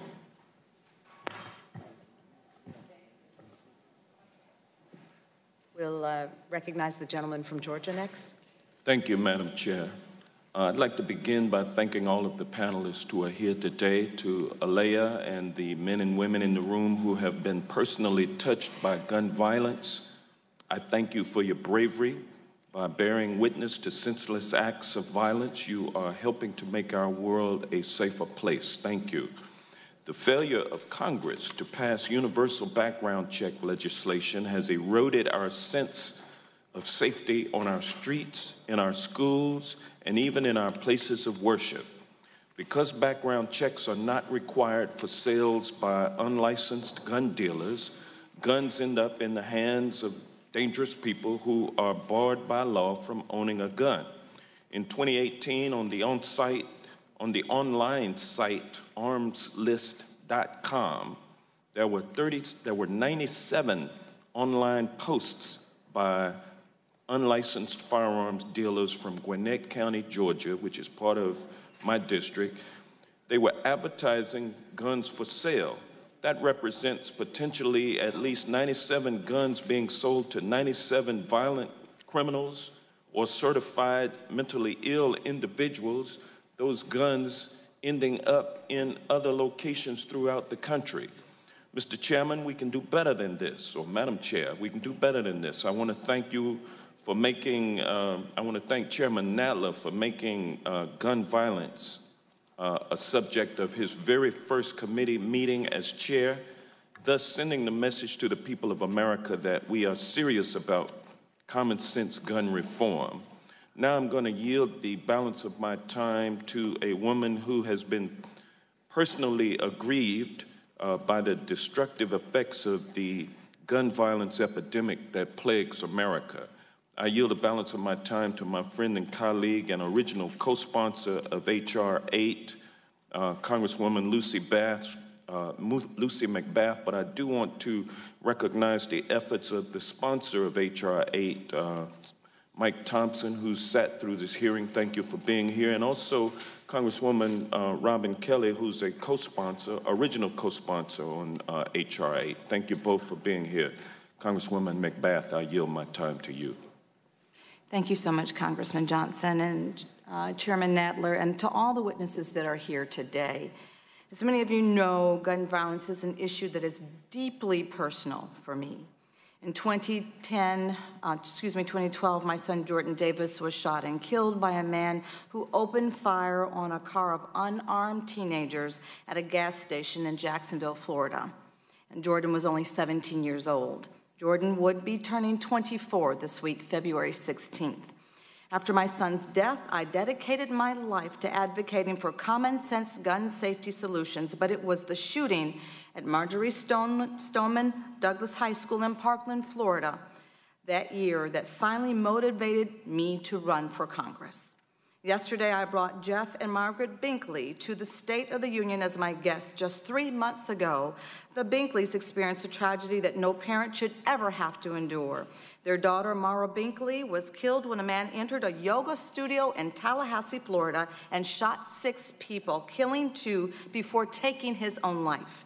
Mara had a bright future ahead of her and was eager to do so and eager to do good work in the world. But her dreams were cut short by a hateful man with a firearm, and she was only 21. Far too many families experience tragedies like ours every single day.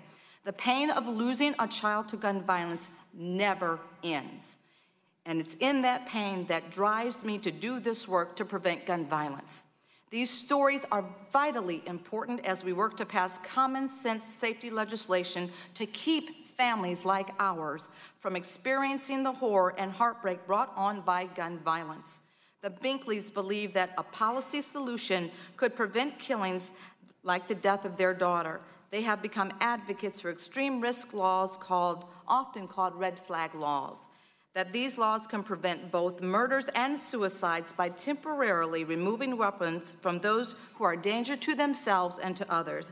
Our community and our nation cannot wait any longer for common sense gun safety solutions like extreme risk laws and universal background checks. And I look forward to discussing this issue further during my time for questions. Thank you.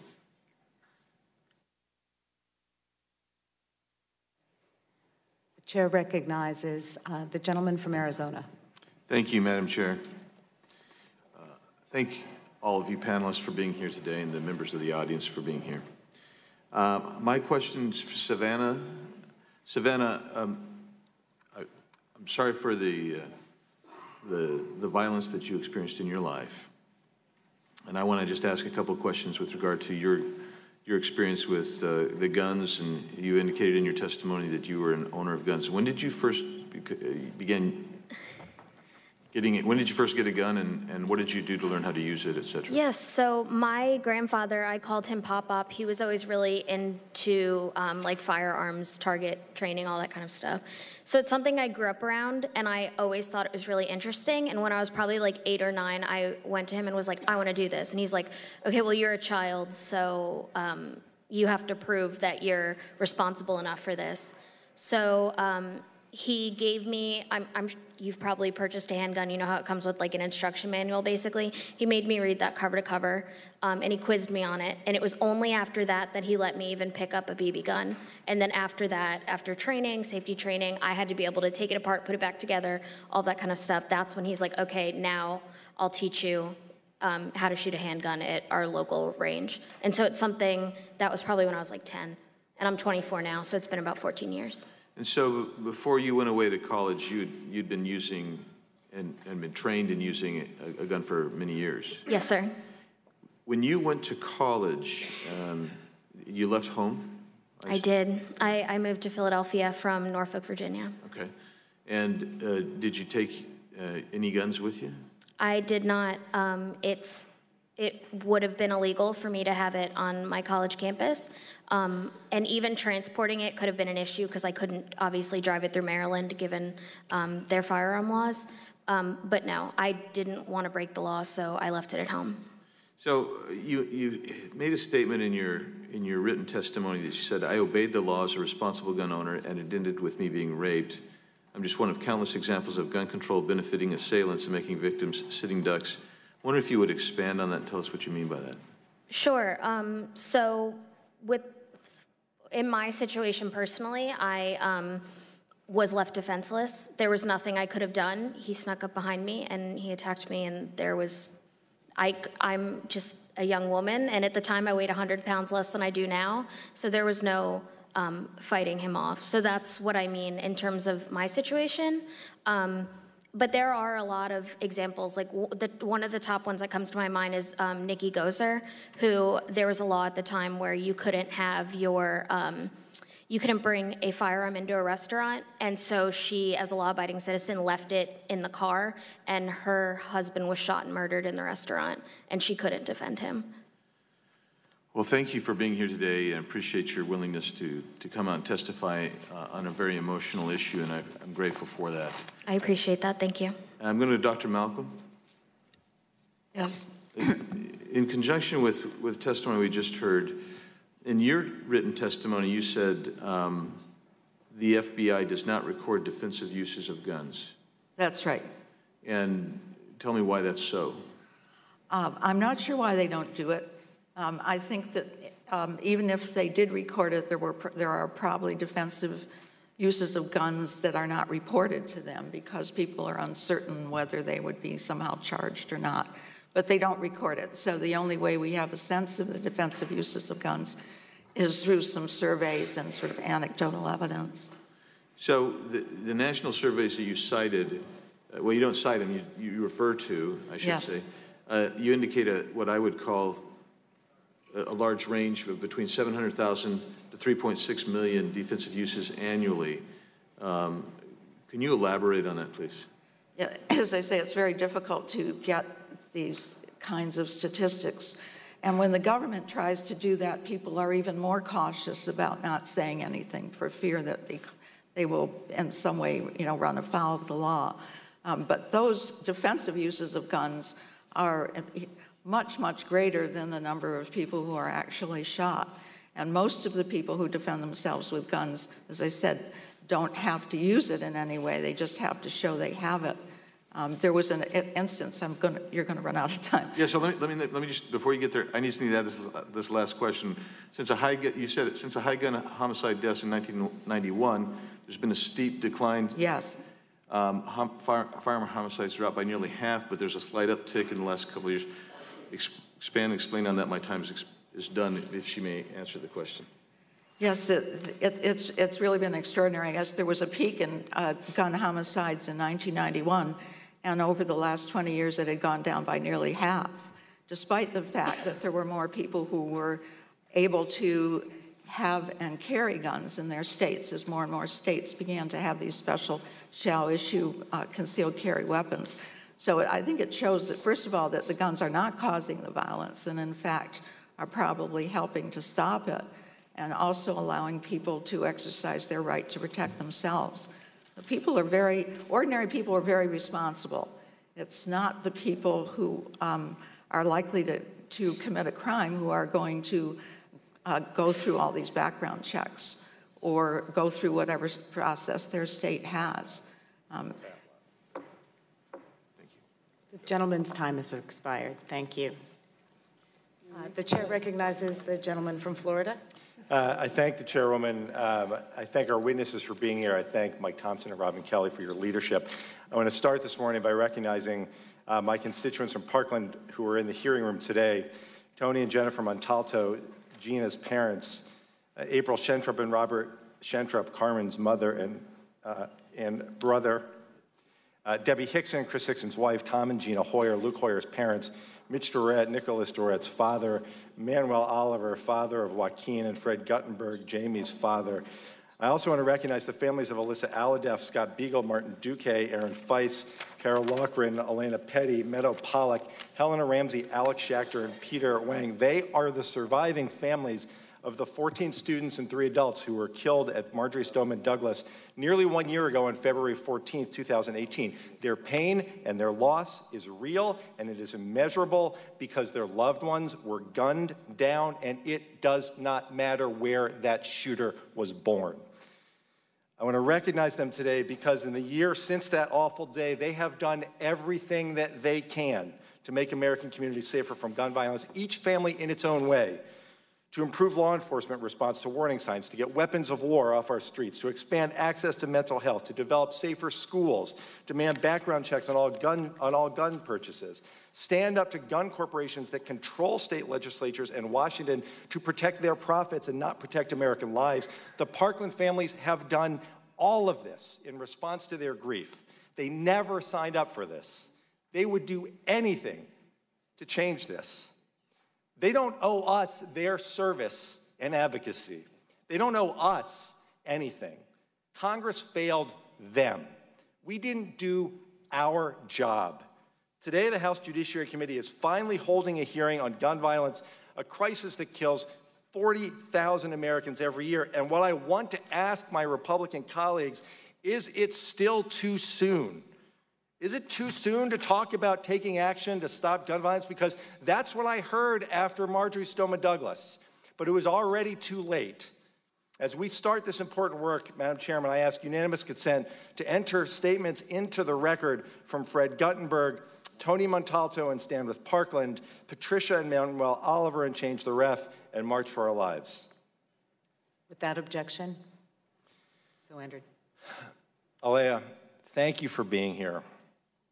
Your classroom was attacked at MSD, but at March for Our Lives on March 24th, you spoke to hundreds of thousands, over 1 million people in DC and at other events around the world, and you said, I'm not only here to speak about school shootings, I'm here to speak for the urban communities who have been speaking out about this way before February 14th. Student survivors like yourself and like the March for Our Lives advocates have been some of the strongest voices for change. Over the past year, you've met with young people from around the country Tell us what you've learned in the meetings and the discussions and the friendships you've developed in places like Miami and Chicago and Baltimore, Los Angeles, and cities that face daily gun violence. I noticed that, it's hard to have these conversations, but, we have to get comfortable with being uncomfortable. And I noticed having these conversations, there's always an elephant in the room, and that's the urban communities. Nobody wants to talk about how to combat the issue of gun violence in urban communities when Black and brown youth are the #1 impacted youth by gun violence. So that's one thing that I noticed, and I've just been working tirelessly to share my platform that I didn't ask to have with those marginalized communities, because their voices are just as important as mine and my colleagues from Parkland. They are, and thank you for using your voice to help lift up the voices of so many. Madam Chairman, after February 14th, the Florida legislature passed bills to increase the minimum age for rifle purchases to 21 and passed extreme risk protection orders. States and local governments all around the country have taken action. Finally, the House of Representatives is about to act. Alea, you said during your testimony, you said, "I ask that you give my generation a chance." The important message today, as I see it from this seat looking out at this crowd, is that you don't need to ask for us to give you a chance. Your leadership and the young people who are here today and who have been energized around the country are providing the leadership that is making this happen. We're going to pass background checks because it's supported by over 90% of the American people, and it can help save a life. And it's true, Chief, if only one life is saved, that's enough for me. And it darn well ought to be enough for every single member of this Congress. And when we finish our work today, what the young people should know, and I'll wrap up, Madam Chairman, what the people here today in this crowd should know is that just as they're not going anywhere and will remain in this issue, on this issue, in this fight, because it is the fight for their lives, we will not stop either. Thank you, Madam Chairman. I yield back the balance of my time.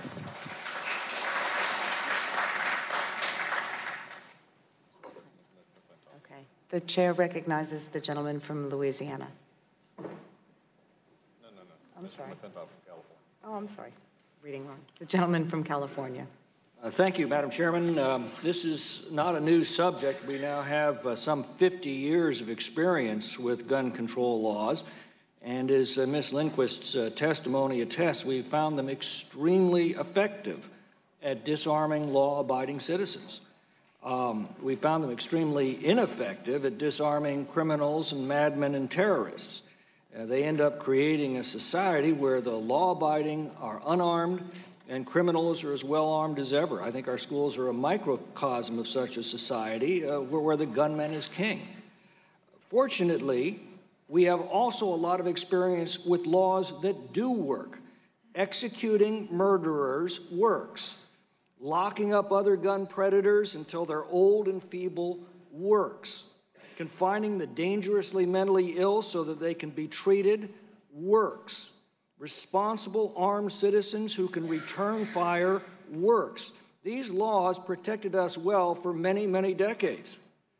I think depending on criminals and madmen to obey gun laws is delusional. In case after case, authorities have turned a blind eye to repeated complaints about violent and obviously mentally ill persons. MS-13 is not widely recognized for its meticulousness in obeying our gun laws. Only their defenseless victims seem to be. Several states now forbid local law enforcement from turning dangerous criminal illegal aliens over to ICE for deportation. Instead, they're releasing them back into our communities, and these are the same states that make it tougher for law-abiding citizens to defend themselves. It seems to me no one gives a second thought to an armed guard at a bank. Now, that guard's there to protect our money. But whenever anyone suggests armed guards to protect our children at our schools, it's met with hoots of derision. It seems to me that hardening security at schools has got to be backed up by armed force. Professor Malcolm, why shouldn't school employees who are trained and entrusted by their local sheriffs with concealed weapons permits be allowed to use those permits in our schools to defend our children and stop the next massacre? I think they should be, as you know, that not every teacher has to be, but clearly those people who are willing to be trained or were members of the military or police force should be there. They will be on the spot. It wasn't the gun laws or the Congress that let those children down at Parkland. It was the first responders who let them down and who knew that Cruz was dangerous and had gone to his house and been warned about him more than 45 times. They never put him on a background list. If he had been put on a background list, he could not have gotten a weapon. And even when they knew he had weapons, they did not disarm him. So I think that, you know, background checks are fine so far as they go, but it's really important to have someone on the spot who will protect those children. I think we also learned that depending upon law enforcement alone is not sufficient. Ms. Lindquist, I want to thank you for coming today. You know, I once worked for Ed Davis. He was the legendary chief of the Los Angeles Police Department in the late 60s and 70s. That was during the time of the Manson murders, the SLA shootout, campus riots. He introduced such innovations as neighborhood watch and community-based policing that engaged private citizens, and it worked. During his tenure as chief, violent crime actually declined in Los Angeles while it was skyrocketing nationally. And at the core of his philosophy was looking at law-abiding citizens and the police as being partners in upholding the laws that protect us. He fiercely opposed gun control laws because he viewed law-abiding citizens as an integral part of policing, and he saw them as the first line of defense against crime. How does your experience relate to that view? I think that I'm not sure Neighborhood Watch, to be honest, would have helped me in this situation because it was him. My point is that underlies a more fundamental philosophy that looks at law-abiding citizens as the first line of defense against crime. Sure, and I certainly agree with that. You know, like I said in my testimony, I don't really want to get into the details of what happened, but it was him versus I, and it was a battle of strength, and obviously I lost. So yes, I mean, police are great, and I very much respect what they do, but, you know, sometimes seconds count. Thank you.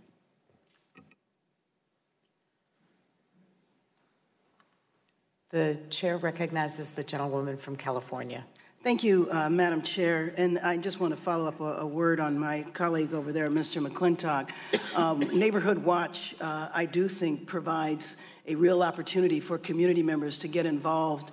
But Ed Davis never believed in arming the Neighborhood Watch. I just wanted to, I have a couple of questions for Ms. Latiker. And I want to address what I believe is a common stereotype of inner city communities, in particular African-American communities, because it's often been said that the only time the community responds is when a police officer kills an African-American, and that when there is crime that takes place in our communities, that we don't do anything.